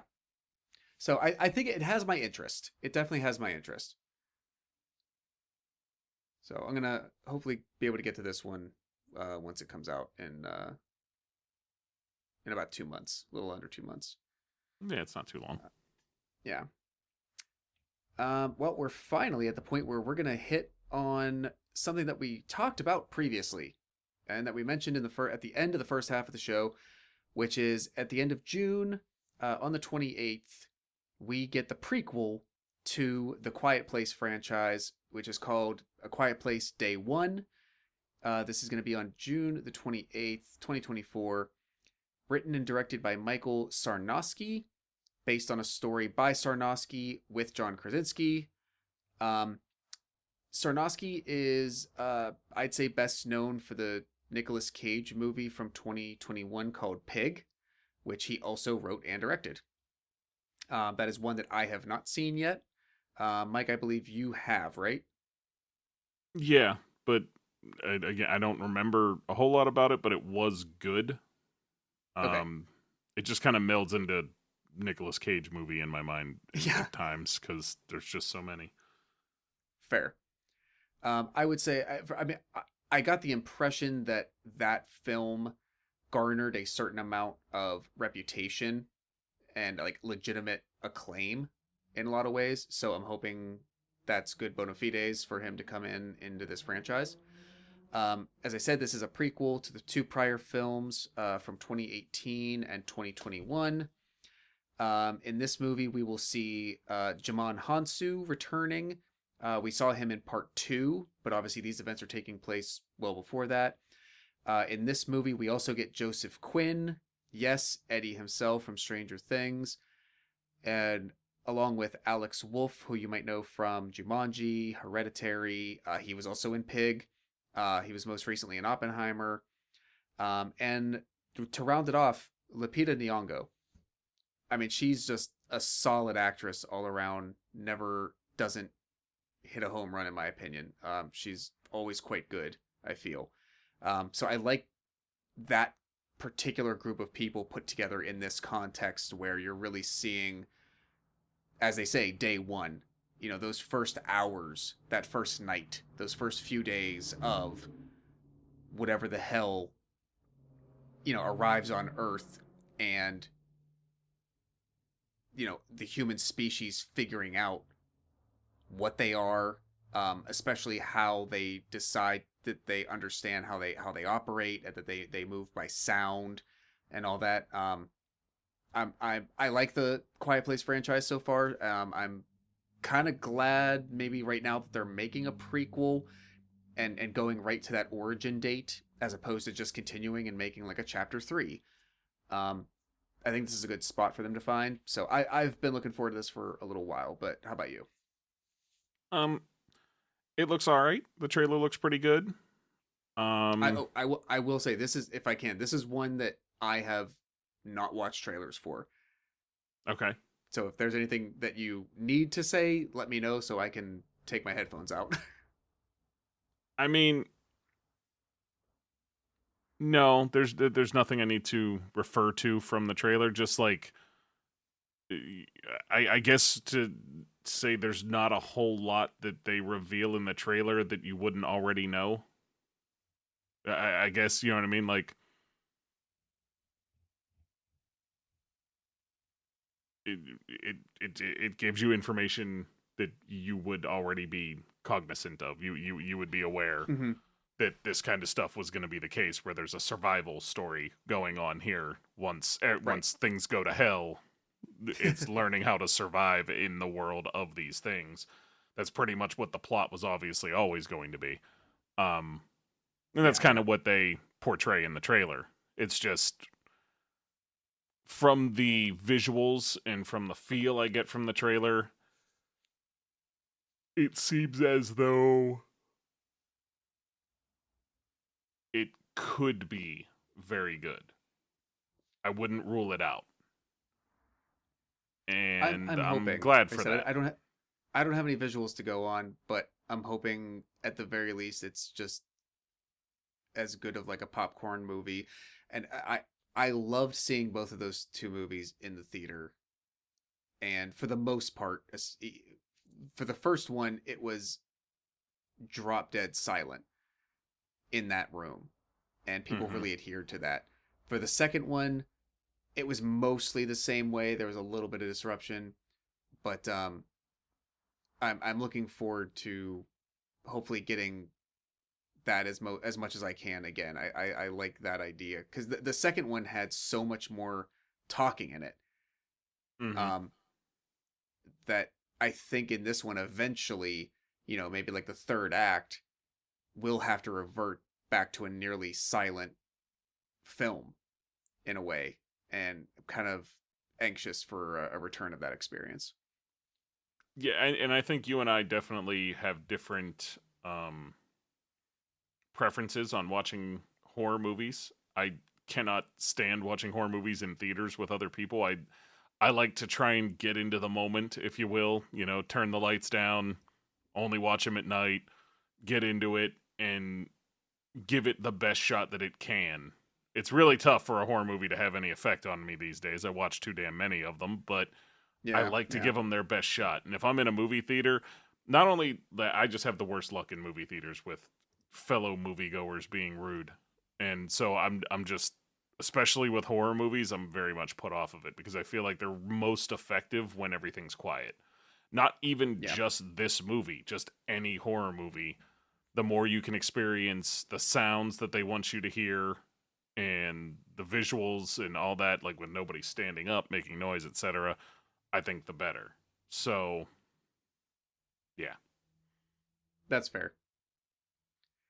Hopefully, it's is this one that you think you might try to see in theaters This one specifically, I would or probably actively avoid in theaters for that exact reason. Of this one, I feel like, Gotcha.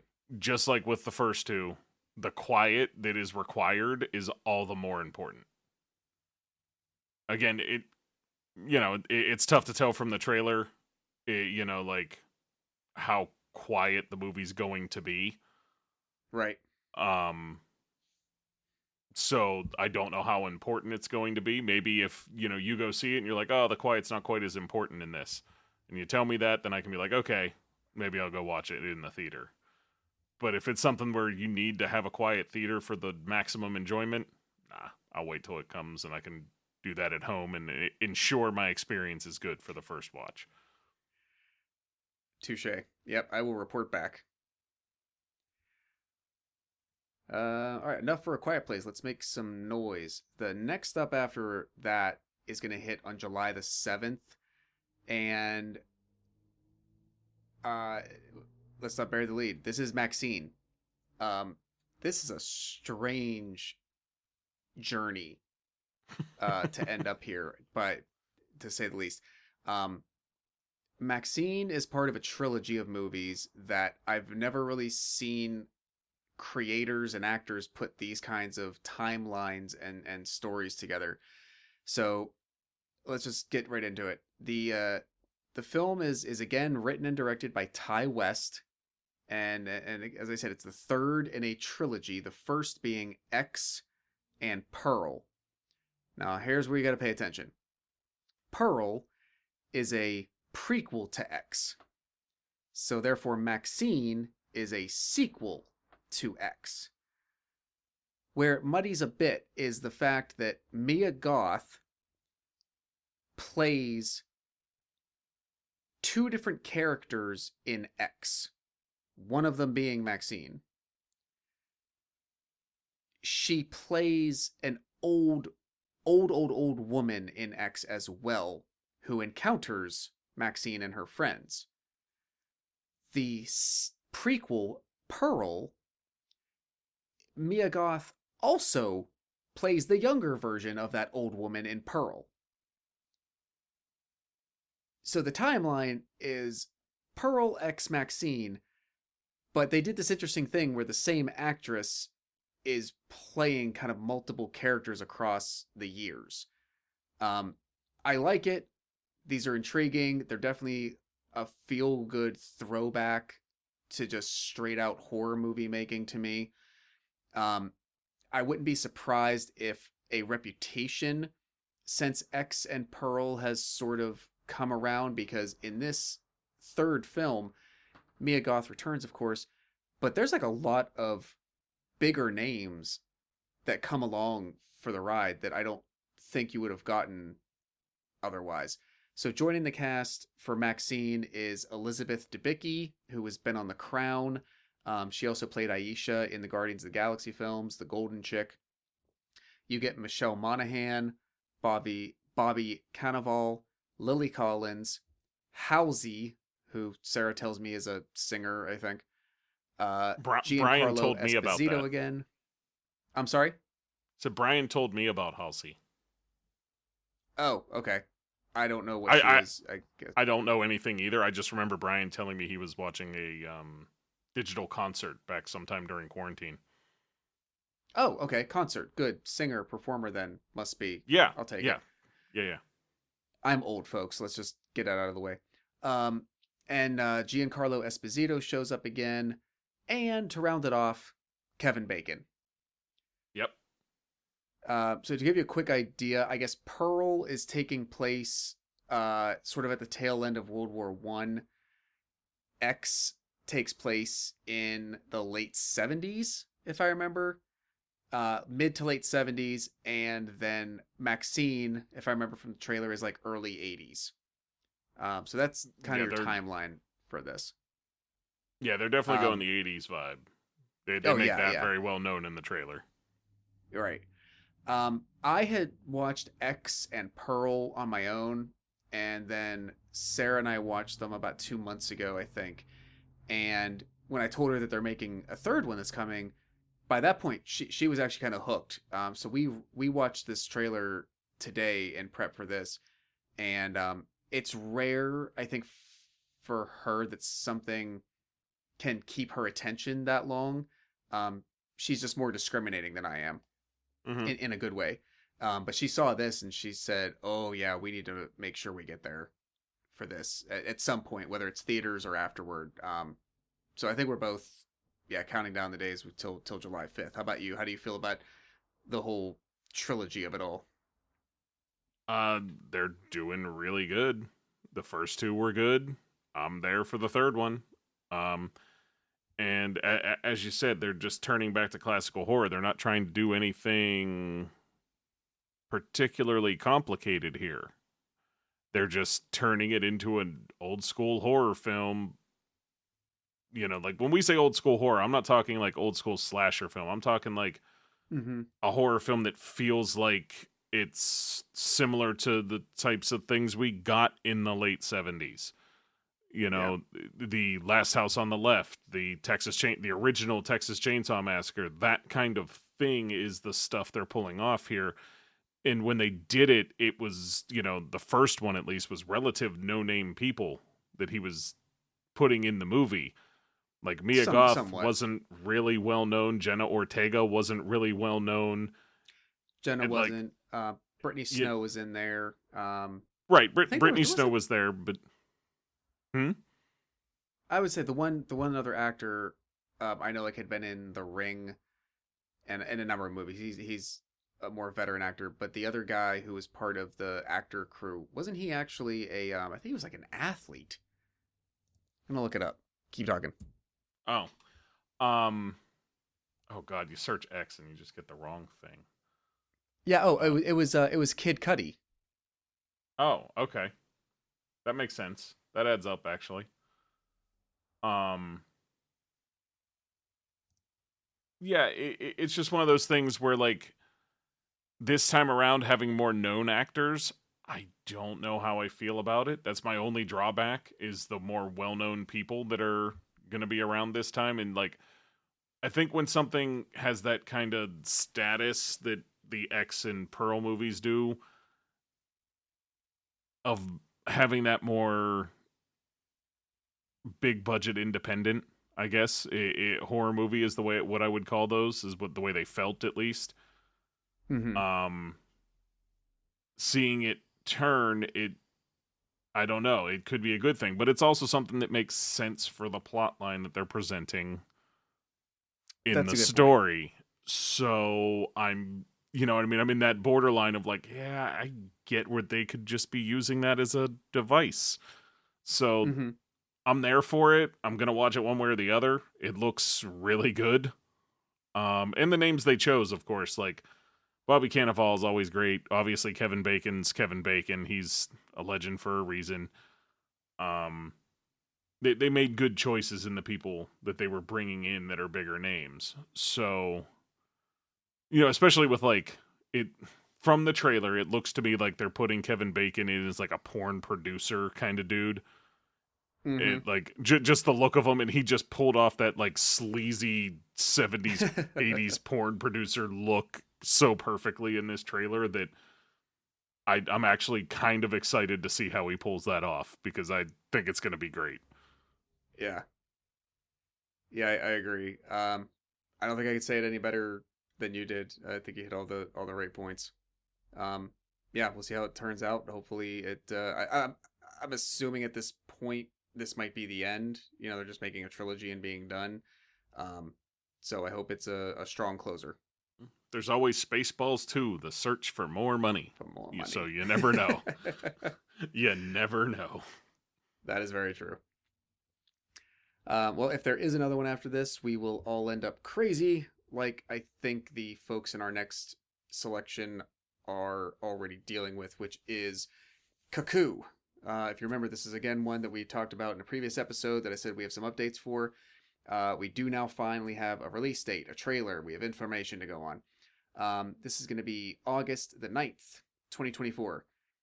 Written and directed by Tillman Singer. It seems like he had little work before this, but this is his second feature. The movie stars Dan Stevens, who we mentioned earlier from Abigail, as well as he was on that Legion show I mentioned. And as we were watching this trailer again today, I realized this Dan Stevens is having a pretty good year, and the dude is just hustling. He was in Godzilla X Kong, which came out in March. He's in Abigail, which just came out this weekend, and now he's going to be in this, which hits in August. The dude is working. I didn't think I would like when he was cast in Beauty and the Beast. I didn't know him. Sarah told me he was in Downton Abbey.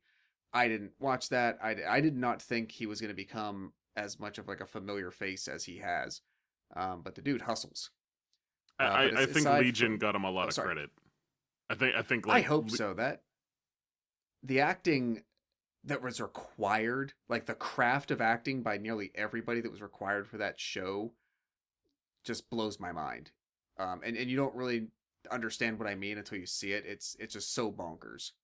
Mm-hmm.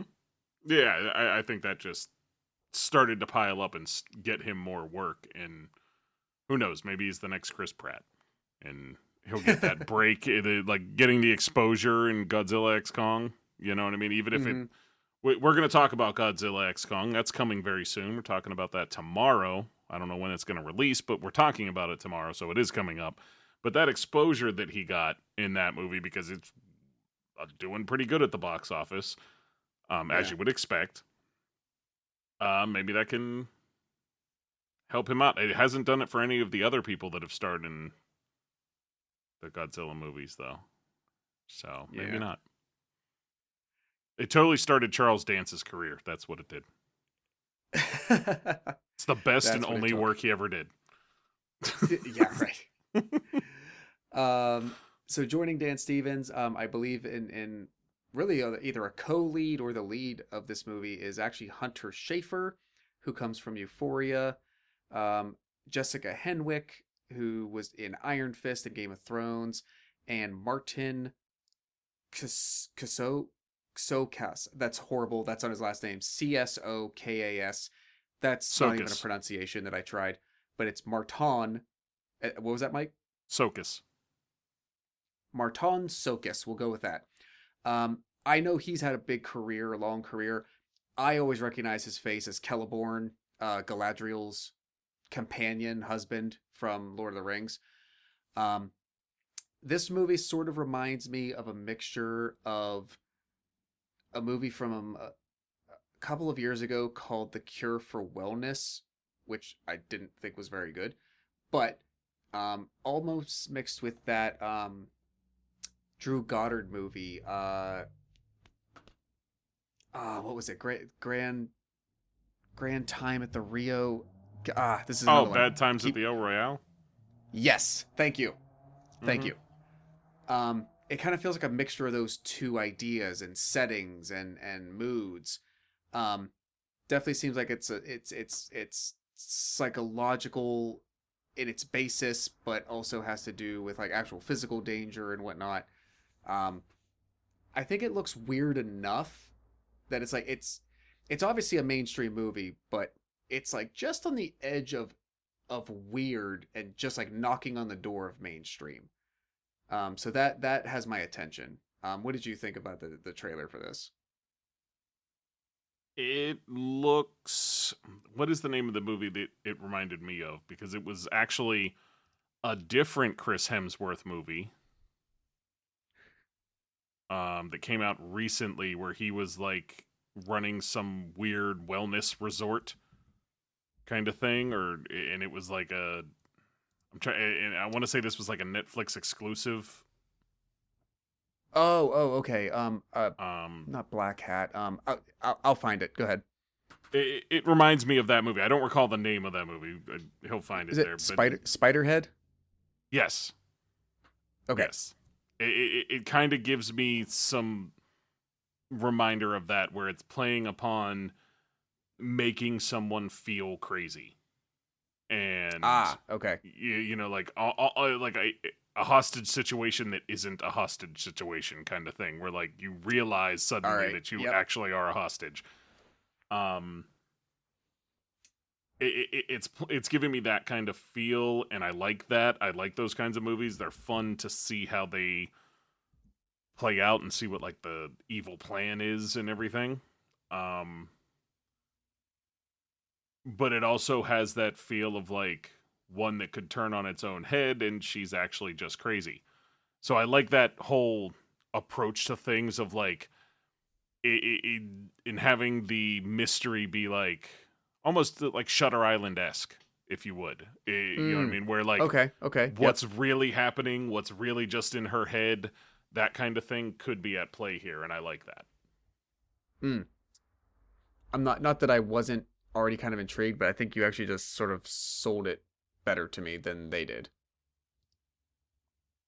I didn't make the movie. Don't take my word for what it's gonna be like. But Fair that's enough. I'm gonna come out of it feel I got. asking you to make your version. Why the hell wasn't Leo in this? What the fuck? Yeah, right. Yeah, so crazy antics and survival potentially coming in Cuckoo. Cuckoo. Um this next one, we got a couple more left to get through, but this next one I'm really happy to talk about is Alien Romulus. It hits on August the 16th, written and made by the team of Rodo Sayagis. That's probably wrong. And Fede Alvarez, and it will be directed by Alvarez. This team was behind the 2013 Evil Dead remake, as well as both of the Don't Breathe movies. It was interesting. They kind of both co-wrote them, while Alvarez directed the first one, and his partner directed the second. But they were given the reins to bring a new Alien film to us. Your main cast is very light. If you look at least based on IMDb, there are only 6 actors listed so far. And this movie comes out in 4 months. So take that for what you will. It looks like your lead is going to be played by Isabel Merced. A little bit of her past. She was in Transformers: The Last Knight. She played the oldest of the siblings that get adopted into the family in Instant Family in 2018. She played Dora in the live-action version of that movie. One slight hit. She was in Madam Web. Not entirely her fault, in a way. At the very least, look, folks, she's an actress. She got a payday. Let's move on. This might be a spoiler for some. Mike, I hope you're not that upset, but I did, in looking into her stuff, she's going to be in the upcoming James Gunn Superman movie. Which one is Do this? you want to know who she's playing? Do you mean Isabella Merced? Or you? Yeah. Hold on. Hold on. Hold on. She's in the cast, and so I've already told you that. Do you want to know who she's playing? I'm gonna try to guess. I'm trying to like just see what she looks like and see what they may go with. Gotcha. Because I honestly wasn't sure until I looked it up.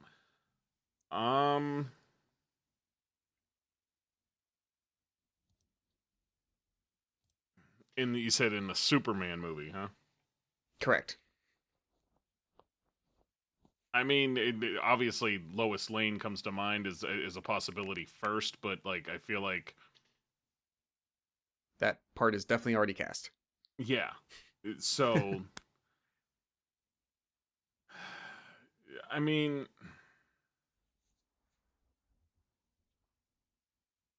Just take one shot in the dark. just give me this. Are we going common character or more of a deep cut character?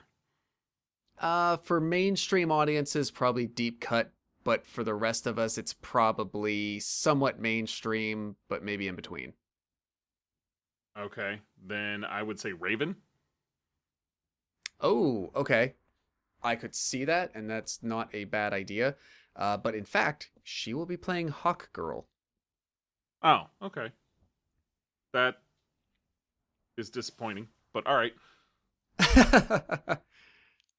Not her playing Hawk Girl, just Hawk Girl being in the movie. Possibly. I mean, I have no idea what that one's gonna be like, but that's for another discussion. but I mean, it seems like she's gotten herself into like leading lady status with this alien movie. I don't know about you, but they did you happen to see the full trailer? It just got released yesterday. I I saw it did. today when I was doing the review. So, I mean, Um, it to me, it didn't even the full trailer didn't it looks like the story is the way they cut it, at least both the teaser and this seems like it's cutting it around her. Like I don't know if I she's necessarily disagree. our heroine. Oh, It, really? Okay. What's your take? I took it as Kaylee Spaney is going to be the main character. Ah, okay. Okay. And I mean, if you look, she's also the top build on like IMDb and other pages. Kaylee Spaney is top build. So, Well, maybe I didn't pick up on that. um, So let's talk about Kaylee Spaney for a minute then. sure, absolutely. Kaylee Spaney is an interesting actress. She was pretty good in the Pacific Rim movie that she was in, the second one. Mm-hmm. Trying to remember the subtitle of it, and I can't. So I'm just gonna say she was pretty good in that. I mean, I love both of those movies. They're awesome. I do, but Mm-hmm. subtitles are subtitles. And she was in other stuff. I'm sure. I just don't really know. Um, I actually got it right here. Speaking of it, she was in Bad Times at the El Royale. yes, that's actually probably one of the other ones I remember her for. Go And then ahead. she just played Priscilla Presley in the film Priscilla last year, and she is in Alex Garland's Civil War, which is out right now. Mm-hmm. Mm-hmm. So okay, I'm a little bit more familiar. I'm caught up with her. Okay. She's an interesting actress to put in that role of like maybe trying to turn her into a new Ripley would be interesting. Like a new All female right. heroine for the series, not to literally take over the character, but to be like a new female heroine for the series. I thought they were going to do that with Catherine Waterston going into the Mm-hmm. last one, into Covenant. Same. Um, Obviously, we're not going that route, but we're also away from Ridley Scott in this case. So whatever he had in mind is obviously not. Maybe it's there. You know what I mean? Ridley does not. They don't just hand the reins to Alien franchise movies to anyone. You know, if you look at the names of people that have directed Alien movies, I'm not counting Alien versus Predator, not that Yeah. shit. You're talking Ridley Scott, James Cameron, David Fincher, and Jean-Pierre Jeunet.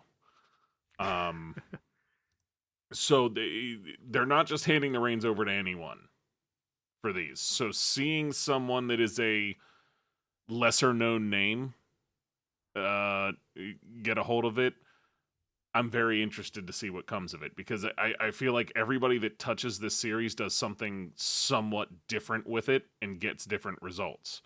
Like, Hmm. if you watched the whole series and you said, okay, which directors directed the same movies, you'd be able to point out the Ridley Scott movies. Like, you would know the tone and everything that they do and the body horror and the way that they handle it is so much more evident in the Ridley Scott movies. And then, like, James Cameron, you're going to be like, Aliens? Somebody else directed that movie. Like, you just Oh, immediately, yeah, that's true. you can tell what's going on there. So I'm interested to see what we get here from another director getting to dip their toes into this franchise. I agree. I'm just hoping it's not Alien Resurrection. That's Yeah, I'll end my part by saying I still lament that the Neil Blomquist low camp. and yes, I'm sorry. His Alien movie, just the idea of him doing an Alien movie from the moment I heard it has always captured my imagination, and we're never ever gonna get that. But hopefully this not only satiates that, but hopefully like it scratches an itch that I didn't even know necessarily was there. You know what? I'll make you a deal on some of the best Alien content that's been made since Aliens. If you promise to come and watch, I will play Alien Isolation on stream, and you can see what a good video game made on that franchise is actually like. We will There's work no, on that. you don't. I mean, hey, you get to see me get scared. It's fun. Yeah. You have no weapons, like you can't fight back. Like you're literally stuck like a normal person against a xenomorph would be. Like it's you have to run, you have to hide. You can't stand and just gun it down. It's not an option. So Gotcha. Yeah, all right. it's a cool concept. It's interesting. All right, we'll see if we can work that out. Just doing a quick check-in. We have about half a dozen other projects to get through. Folks, thanks for sticking with us. But as Mike said early on, there is a thick roster to get through. But there's been very few that I think we've talked about so far that either of us, or especially both of us, really thought, well, that's a dud. That's dumb. Why are they doing this? But I guess we're mentioning it. Okay. I think there's a good slate in front of us. Yeah, I mean, I think we choose our list based on things that we're actually interested in, and the things that seem like they're complete duds, we usually kind of leave off. Well, a little bit. I think some of them will still probably. Yeah, I think if something was mainstream enough, like honestly, I could have probably taken or left the discussion on tarot. Sort of like if it had wanted to be skipped, because I just have, like I said, I sort of have this bias against what I think it's going to be. But if things are like mainstream releases, theatrical, major streaming services, and they got legitimate bona fides behind them, we're going to mention them to people. And there's there's really nothing else on this list. There's everything else seems like a really solid, most likely going to be really good, or at least has the potential of hitting good home runs. So it's like I said, it's a thick bench this time around, but it's definitely going to be quality. We think so. Thanks for sticking around. So again, about half a dozen more. Let's just keep the train rolling. This one is going to be good. I can't. At least the discussion around it is going to be good. I think I'm going to enjoy this. So okay, I got to say this was a little strange to me that when the Ballerina, the John Wick universe spin-off movie, was announced that it was getting delayed till 2025, the studio behind that and this next movie made a point of saying, oh, well, now that we're delaying the Ballerina, we're moving this next movie up into the June release date of that movie. So initially, we were going to get The Crow on like June 7th. And then quietly, they moved it back to August anyway. Mm-hmm.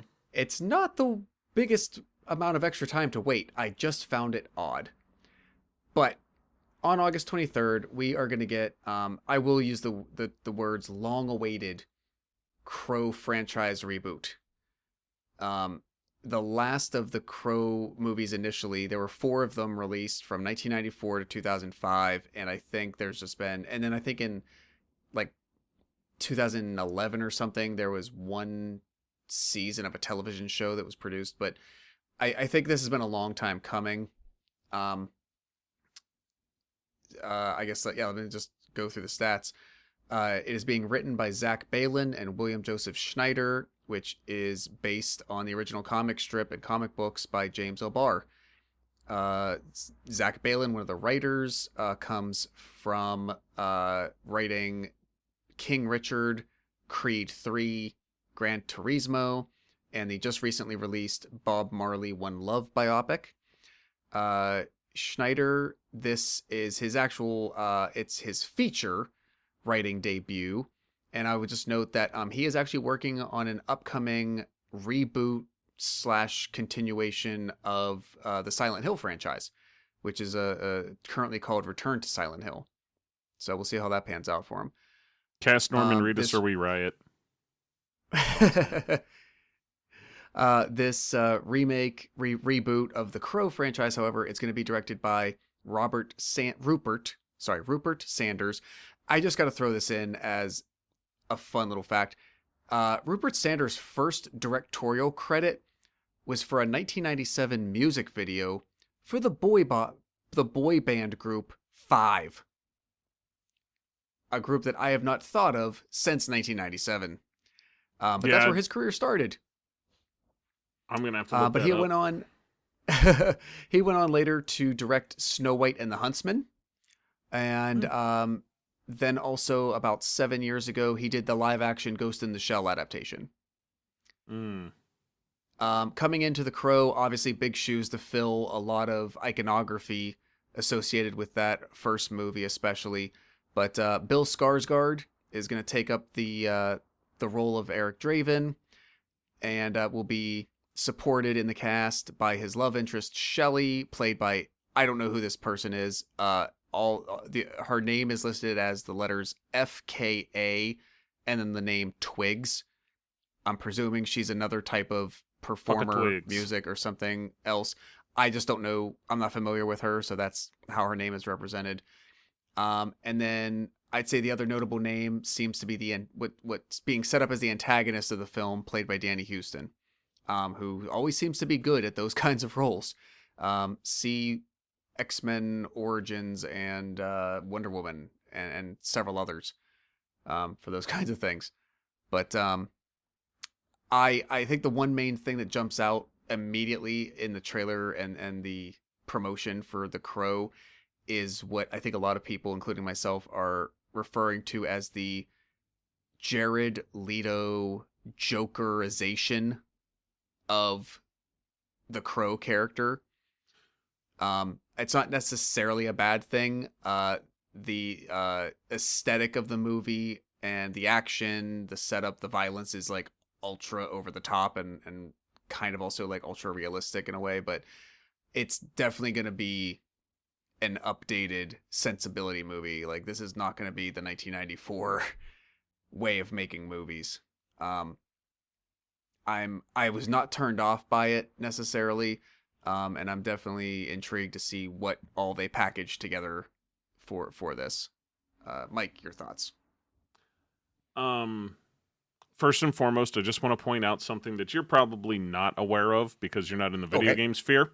You mentioned Silent Hill there, and part of the reason I say cast Norman Reedus or we riot is because originally, a long time ago, there was a teased game that we never got that was going to be starring Norman Reedus, directed by Guillermo del Toro, and be a Silent Hill game. And then it never happened. And Silent Hill has been shelved by Konami ever since, and nobody loves it. Everybody hates it. Got it. So, just wanted to make that little statement there. Please let that, I don't know. It won't be a Guillermo del Toro with Norman Reedus making it, but it would still be cool to get Norman in there. That's irrelevant to this movie, though. This, there was a certain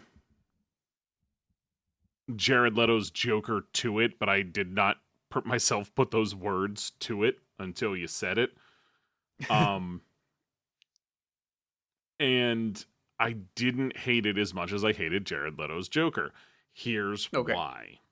Yeah. Jared Leto's Joker, it didn't make sense for the Joker as a character, as any other version of the Joker that I've ever experienced.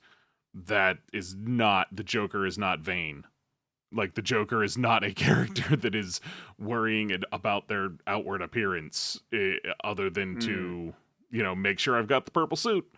Other than that, I don't feel like that's something that the Joker would care about. In this case, I feel like it fits the character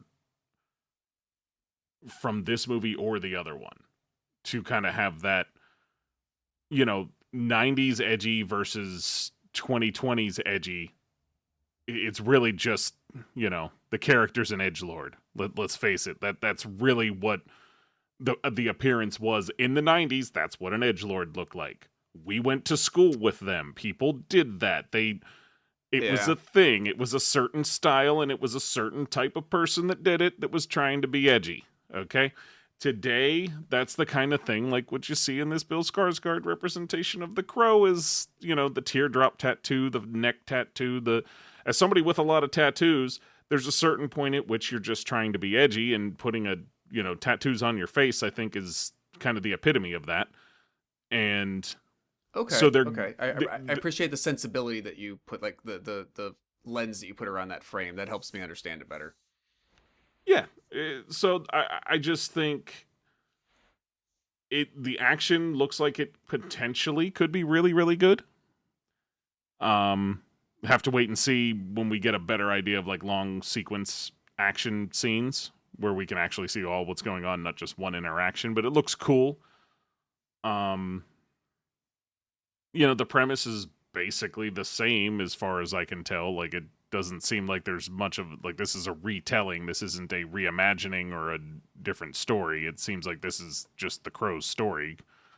Correct me if I'm wrong on that. It seems like that's the impression I pretty got. one Is that for the one. main, the setup and the main story beats are exactly the same, pretty much. Right. So I think it could be a fun little revenge flick. Will it have the cult status that the original movie did? No. To be fair, part of the cult status of that movie was the tragedy that occurred on set. And Sure. we know we didn't have that happen this time because the movie's already, shot and filmed. So, Yeah. not that I would want it to happen to hype a movie, for fuck's sake, but you get my point. Like, I feel like part of that status that movie had came from that. Sure. And I don't know that without it, the movie would have garnered the cult classic status that it has. I think it would just be kind of a regarded movie that people know about, but because of everything, it has its own stigma. And in this case, I don't see this movie reaching those heights. I think in terms of popularity, you're going to have the old fans are going to be pissed because that's what old fans of things do. They're going to hate it. They're going to say it's not as good as the original. No matter how good this movie is or isn't, that's what they're going to say. And you have people that have never seen the original that will probably be much more apt to like this one because they like Bill Skarsgård. Because today it seems like he's kind of a golden child in the horror and suspense thriller, whatever you want to call it, genre. The dude's good. He's good at what he does. He's entertaining. He knows how to do characters. He's just good, so people are going to like it. But the people that love the original so much are still going to hate it no matter what. Yeah, that's a good point. And it's unfortunately in the social media age, nothing's gonna change that either. I think the one thing that the movie has going for it is the first movie, the original movie, is this year. It's 30 years old, and unless you had, for the most part, parents who were in their 20s or elementary school or middle school when that first movie came out, who were, since shown it to their own children, there's going to be a very low percentage of people probably under the age of 25 who ever heard of The Crow or actually seen it. And so this one, with especially like teenage audiences, has the ability to literally be a brand new thing because they don't even have a reference for the old one. So it might, have that inroad there. But I agree. There are unfortunately some people who are just going to always judge it against something that already exists that they already like and have an opinion on. But I'm going to try to go in fresh and, take it for what it is. If it looked unoriginal enough, just based on what I've seen, I would already know that I wouldn't care about it. And that didn't happen. So I'm at least getting through that first gate. Yeah, it's going to try to do its own thing with the same story. The same major plot points are going to be the same, but it's going to do it in its own way. Will it do it good? Yeah. We'll have to wait and see. I agree. All right, folks, we're almost there. 5 more, I think. 5 more. And guess what? This next one is the last one of which we have a trailer for. So after this, we don't really have much to go on yet for the last 4 that we'll see. But this next one is called Speak No Evil. As of now, it should hit us on September 13th. It is written by Christian and Mads Tofstrup and James Watkins, and it will be directed by Watkins. Christian and Mads co-wrote, and then Christian directed the original 2022 Danish film, and this is the American remake of that from just 2 years ago. Just some reference. Watkins wrote and directed 2008's Eden Lake, which is a movie with Michael Fassbender, and it is one of the most depressing, hopeless things I have ever watched in my life. And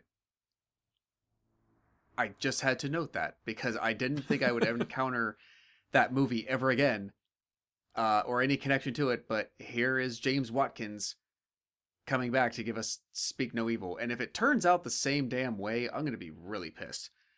Um, Watkins also directed the 2012 Daniel Radcliffe movie, The Woman in Black. But Speak No Evil looks like it stars James McAvoy, always a good choice. Never seen him in anything I didn't like him in. Mackenzie Davis, who my go-to reference for her is always Terminator Dark Fate, which I really, really like. And then we have Aisling Franciosi, who played one of the Stark relatives in Game of Thrones, and she was also in Last Voyage of the Demeter that we talked about earlier. And lastly, reliably, Mr. Scoot McNairy.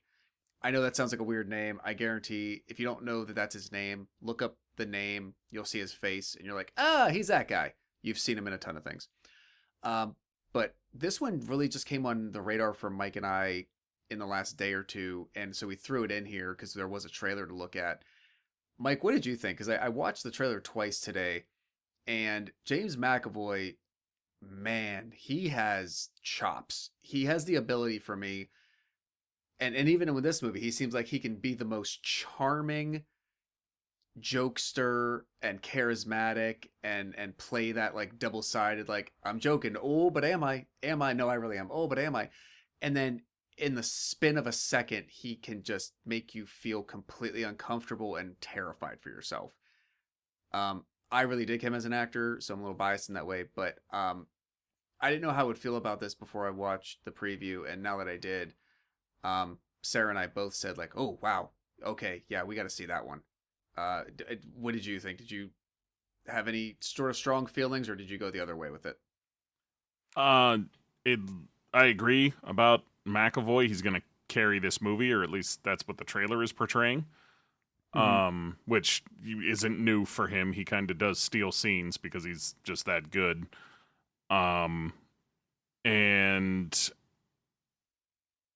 yeah, this looks like it's going to be a really good horror, suspense, thriller mashup kind of thing. Like, it looks like it's going to play on kind of all of those parts of the genre. And I guess one of the other takeaways I had from it, people don't talk about it as much. McAvoy is good at not just transforming himself and his personality. The dude came yoked for this movie because he needs to be physically intimidating, and it seems like he's pretty good at going back and forth on that when he needs to, from being someone that can bulk up to that physically intimidating point and then drop it back off when he needs to be Professor X in a wheelchair again. He's back and forth on that very easily, it seems, for him, and that's kind of unique because he has that ability to appear meek or intimidating depending on how he presents himself. And the only other person I really think of that does that's Christian Bale, that goes back and forth so easily.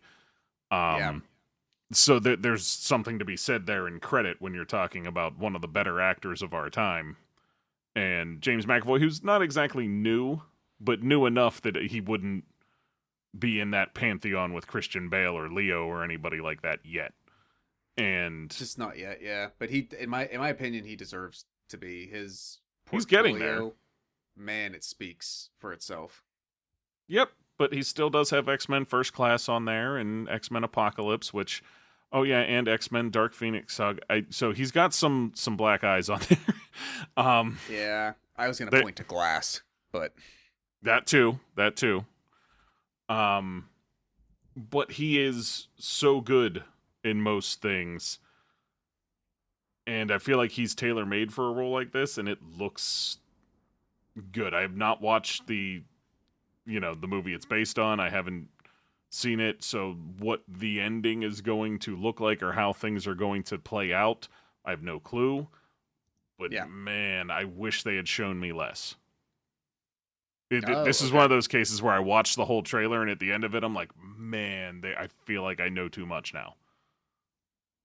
You know what I mean? Like, I would have rather been going into this more blind. So Yeah, that's that's fair. Okay.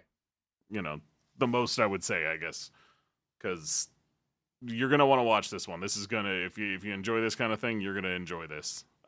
You can kind of tell that a movie's gonna be good from a trailer that reveals as much as this did. So Yeah, that's fair. Yeah, knowing everything that they did share with you and you still feel drawn to it enough. Yeah, that's a good point. hmm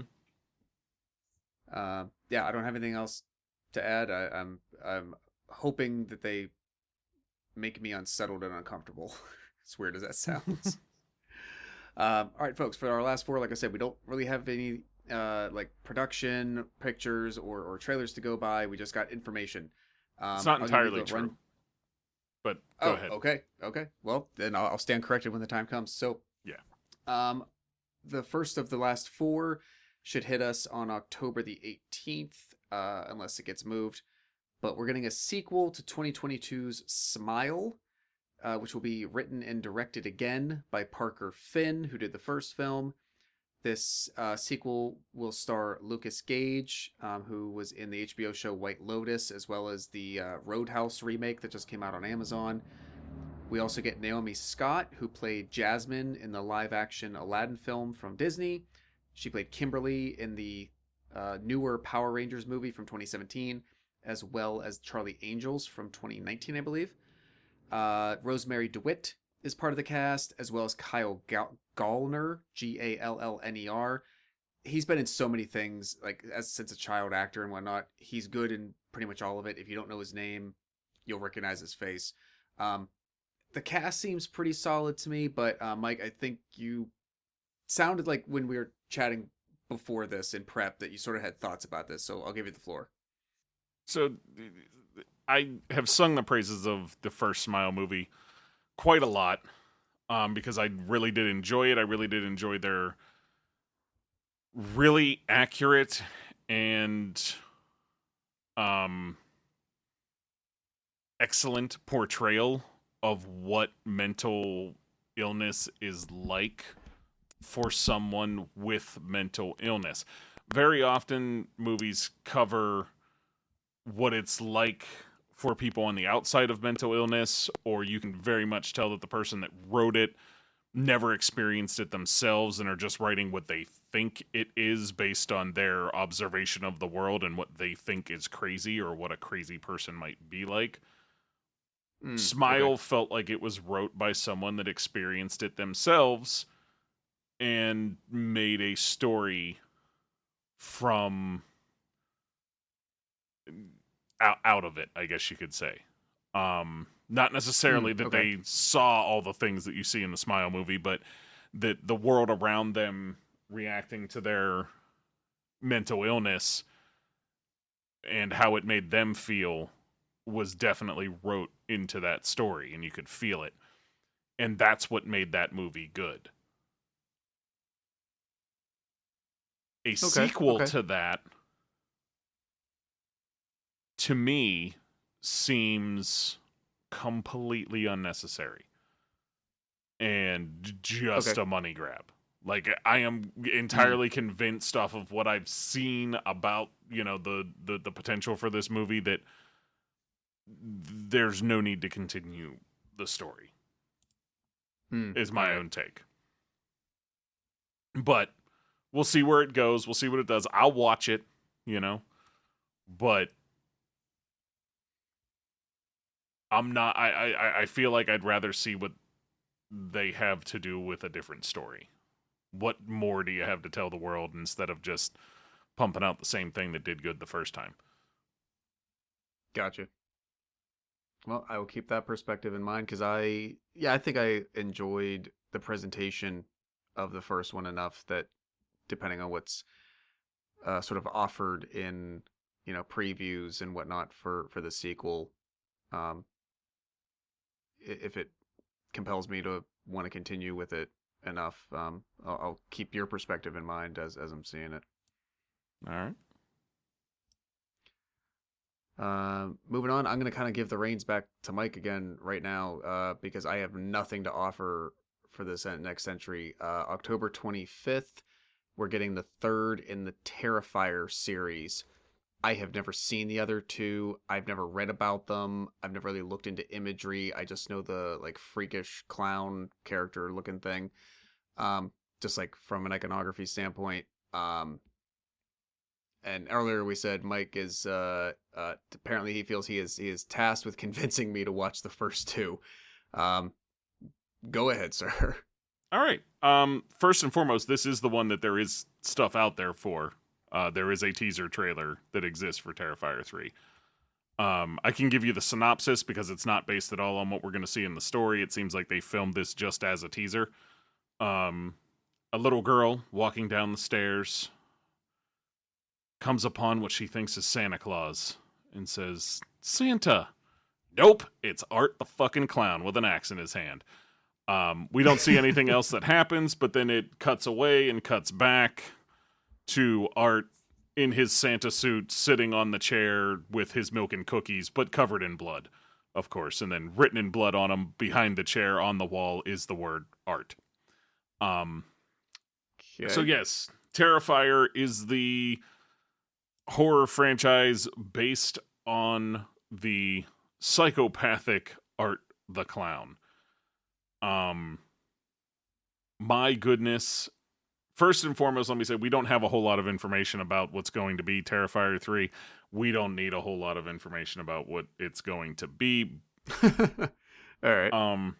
I can tell you what it's going to be. It's going to be a slasher gore fest, hoot of a good time that still manages to be kind of terrifying at the same time. It manages to pull it off in that Okay. Art is both a funny killer at times and still intimidating and terrifying. Very apropos, I suppose. Yep. And it's something that, like again, there's things I could say that would like spoil parts of the first two movies for you. The second one, my only complaint is that it's a little long. And by a little long, I mean it's way too fucking long. Like, all right. hold on. Like, I actually want to look up the runtime for you so that you understand that the Terrifier 2 is 2 hours and 20 minutes long, which for a slasher that's too film long. is long, but it's good the whole way through. It's one of those things where you Okay. think, like, man, this could have been shorter when you get to the end. But while you're sitting there, you're like, nah, I'm having fun.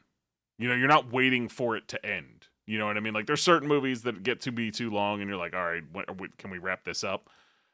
You don't Yeah. necessarily feel it, but when you get to the end and it's, almost 2.5 hours later, you're like, holy shit. Especially since the first one was like a standard 90-minute, in and out kind of horror thing.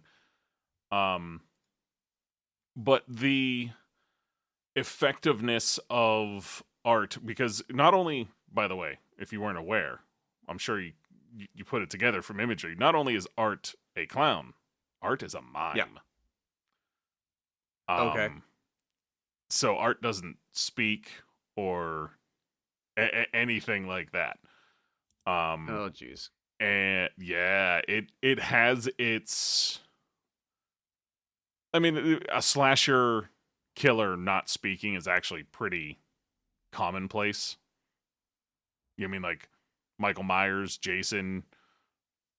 I don't know that either one of them has ever uttered a word in the dozen or so movies that each have been in. So True. Okay. Yeah. so it's not unheard of. But in his case, because he's a mime, there is some. It's not cartoonish. I guess is the way I would say, like with the miming thing. It's not with the clowning thing. It's not cartoonish. It's just like depraved, I guess is a way to put it. Like Yeah. these Okay. movies are very depraved, which is they lean into the depravity with a comedic sense at times, All but right. it still manages to be disturbing, depraved, and comedic all at once. Where like it is still disturbing what's happening,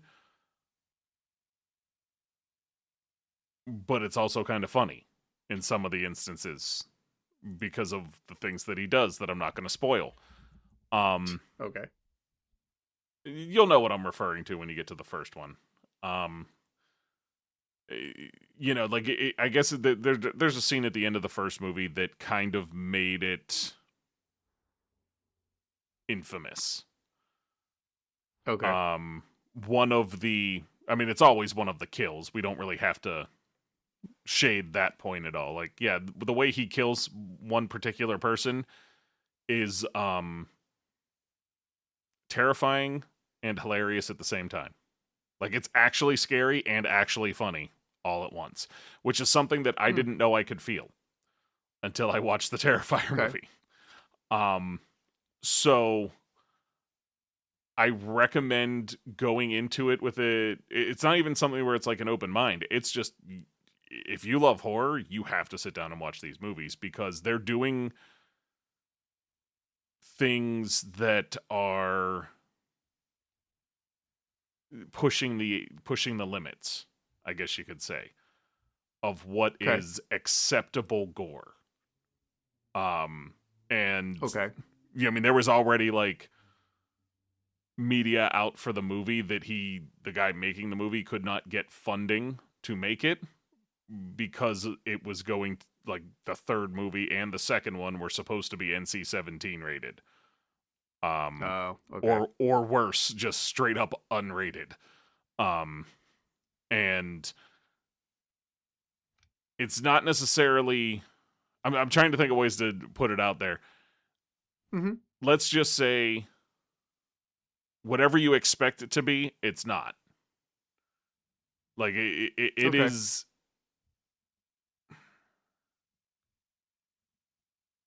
it I don't know. It's kind of an the first one is kind of an organic horror movie.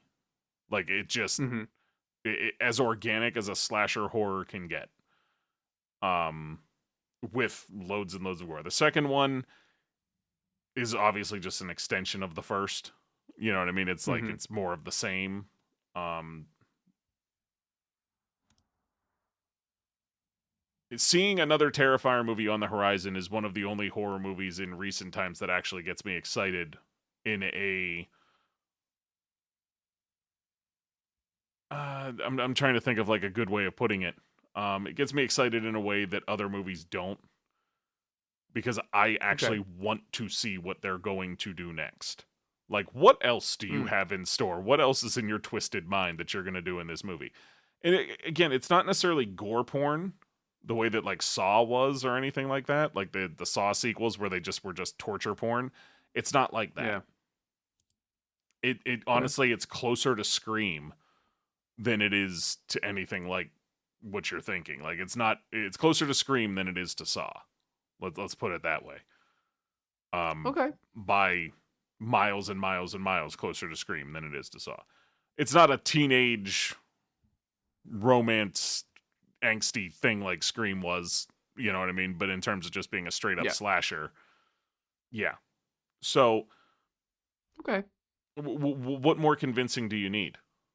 How how about double feature movie night at some point with the Terrifier films before the third one comes out?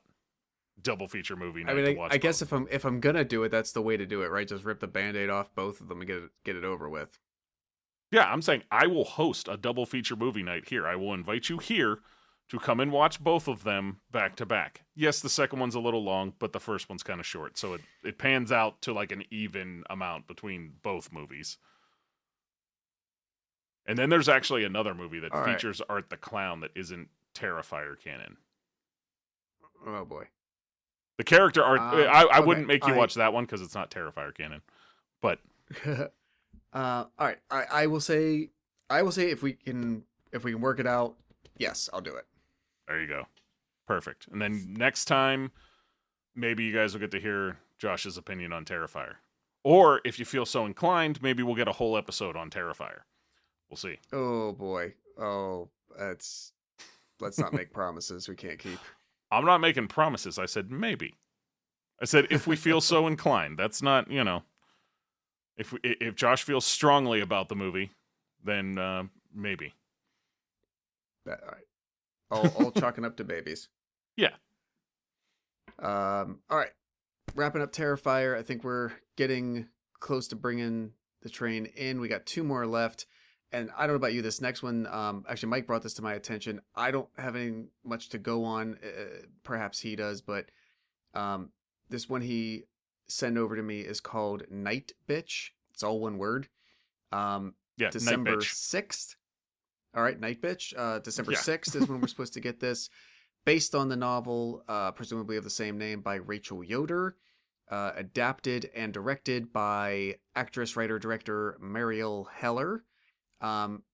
Most notably for myself, I know she directed the 2019 Mr. Rogers biopic, A Beautiful Day in the Neighborhood. I'm assuming the tone of this is going to be slightly different.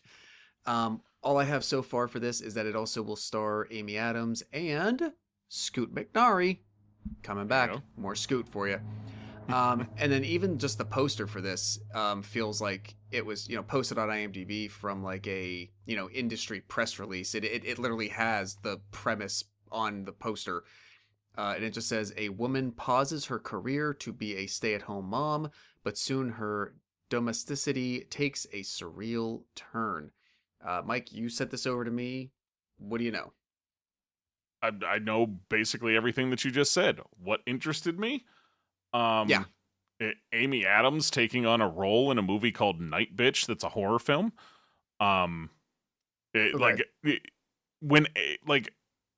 If you tell me Amy Adams is taking on a role as a lead in a horror film, you have my attention because she seems to be pretty picky with her role choices. She doesn't seem to just take anything. And she's fair. She's a very good actress, and she seems to always be in very good movies. Like her movies that she's in, even if she doesn't play the hugest role in all of them, when she's there, it's usually in a movie that's pretty high quality. Okay, fair. I would say she. Go ahead. She was in a movie just a couple years ago called The Woman in the Window, which sort of towed that line with. It's definitely more like suspense thriller than horror necessarily, but I think there are times where she kind of dips her toes in, but it's probably not like the majority of the types of things that she does.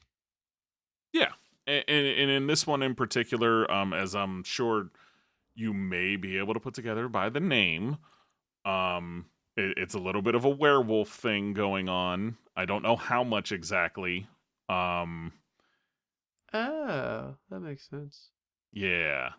And again, if Amy Adams agrees to take on a werewolf movie thing, it just makes me say, like, man, how did they get her to do that? It must be pretty good. And if I had to guess, since it's a book, my guess is she read the book before the movie was being made, liked it, and wanted in on the project, and was like, yes, let's do this. Because I'm just trying to think of how you get her to do a werewolf thing. That's all. Like, it's because it's Fair very enough. overdone, and it's usually very campy and not very great. Yeah. Good werewolf movies are really few and far between. So, yeah. What was the movie she did? I forget if we watched it. There's a movie called Psycho Beach Party from 2000 that she did early in her career. And there's another one I can't think of. But sometimes she does pop up, especially in like her early years, in things that really take you off guard before she found her footing. Yeah, I feel like that's true for anybody, though. Like, I mean, a lot of actors and actresses come up doing whatever work they can get, you know? Yeah, yeah. So, it was All right, probably well, what, The Office that gave her the big break? probably something like that, and then like Talladega Nights, Enchanted, definitely. Yeah. So, all right, well, all right, you've piqued my interest. Anything else to add for Night Bitch? We don't have a lot of information at this time. I mean, we Right, just right. know it's, we could read the book, but, I found out about this like 2 days ago, so I really haven't had time to dig into it that much. But, Fair, fair. yeah. All right, then the last entry on the list, folks, thanks for sticking with us. But this is a great, great way to end. As of right now, on Christmas Day this year, we are supposed to get a remake of the 1922 silent German film Nosferatu. This will be written and directed by Robert Eggers, who is known for The Northman, The Witch, among others. And a little bit of history, I guess, about Nosferatu. As I mentioned, originally a 1922 silent film. It was remade in 1979 by Werner Herzog. However, in that version, it switched the main character being called and referred to and characterized as Count Orlok, as it was in the original, just for your sort of official Count Dracula. They made that change in that 1979 remake. Then in 2000, a movie called Shadow of the Vampire was made, which is a movie about the making of the original Nosferatu film. And that movie starred Willem Dafoe as the actor, the real actor, Max Schreck. So the actor Willem Dafoe played the actor Max Schreck, who played Nosferatu in the original silent film. A dude dressed as another And this dude playing another dude. Yeah, exactly. And from what I saw, a little note somewhere, this remake has been up in development as early as 2015, like with Robert Eggers attached, and so it's finally, hopefully, going to get to us at the end of this year. Ironically, and very maybe more meta, this movie stars Willem Dafoe, but who is not playing Nosferatu. That will be taken by someone that we talked about just a little bit ago, and Mike characterized as being sort of, golden boy of horror right now. Bill Skarsgård will be Count Orlok, your vampire in this. But again, Willem Dafoe is along.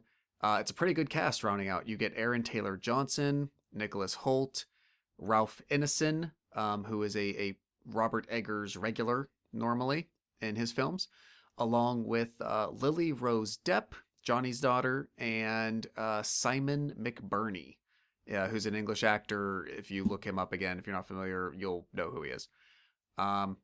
Nothing to go on really that much as far as I saw from like production photos. Of course, there's not a trailer yet, but I don't think either of us needed much to have interest in this. But I don't know if I have necessarily any more to add to that myself. So, Mike, take us to the home closer with this. What I'd have to add is I think Eggers moved forward with this faster once he found his Orlok. Once he decided he wanted Bill Skarsgård to do it, I think that sped this project up, because if you're gonna do this, you really need the perfect person to play that role. That's true. You need the right one. Yeah.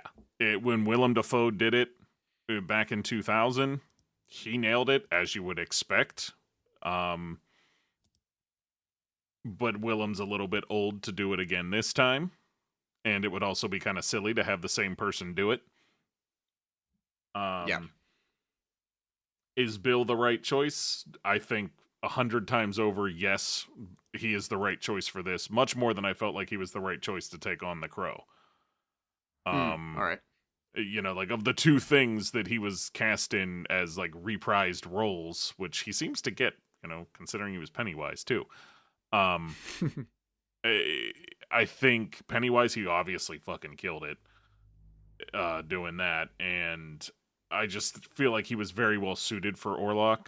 Orlok's a long, gangly dude with long fingers, a long face, just kind of fits. Like Bill Skarsgård can transform into that very easily because that's what he does. As far as the rest goes, will the movie be good? Who the hell knows? You know what I mean? Like I am very intrigued to see Bill Skarsgård take on the role, and that's the hook for me. We don't have a lot of information at this time about this movie. For all we know, he could be making a silent film again. I would be so into that if he went that route. You know what I mean? Like if he decided to go the silent film route again and try to actually make a scary silent film. Oh man, the possibility there would be so incredible. I don't know that they're doing that. We don't have that information yet. I hope that they're going to try and give that a go. And I hope it works if they do it. Could be an interesting point, yeah. I don't know if it'll work, but I hope it works if they do it. So yeah, like among all on the list that we covered today, I think this is definitely the one that would have me the most anticipating it for sure. So it's fitting that it's last. It's also just happens to be based on date the last one that we could talk about. And hopefully by the next episode, by the next Jamboree, we have more information about what this movie's going to end up looking like. Time will tell. Yeah, since it's already toward the end of April, Mike and I like to check in every 4 to 6 months, but it'll probably be right around September or October again that you hear from us on these. And yeah, I would hope that's the perfect season to start advertising something like that, especially. And this one in particular, I'm eager to get more to chomp on. And I think that is our piece, folks. As I said a few times already, thank you for coming along for the ride. We love doing this. He and I like getting together to do these a couple of times a year. And I guess I'll try to do my best to close out as close to Brian as normally does.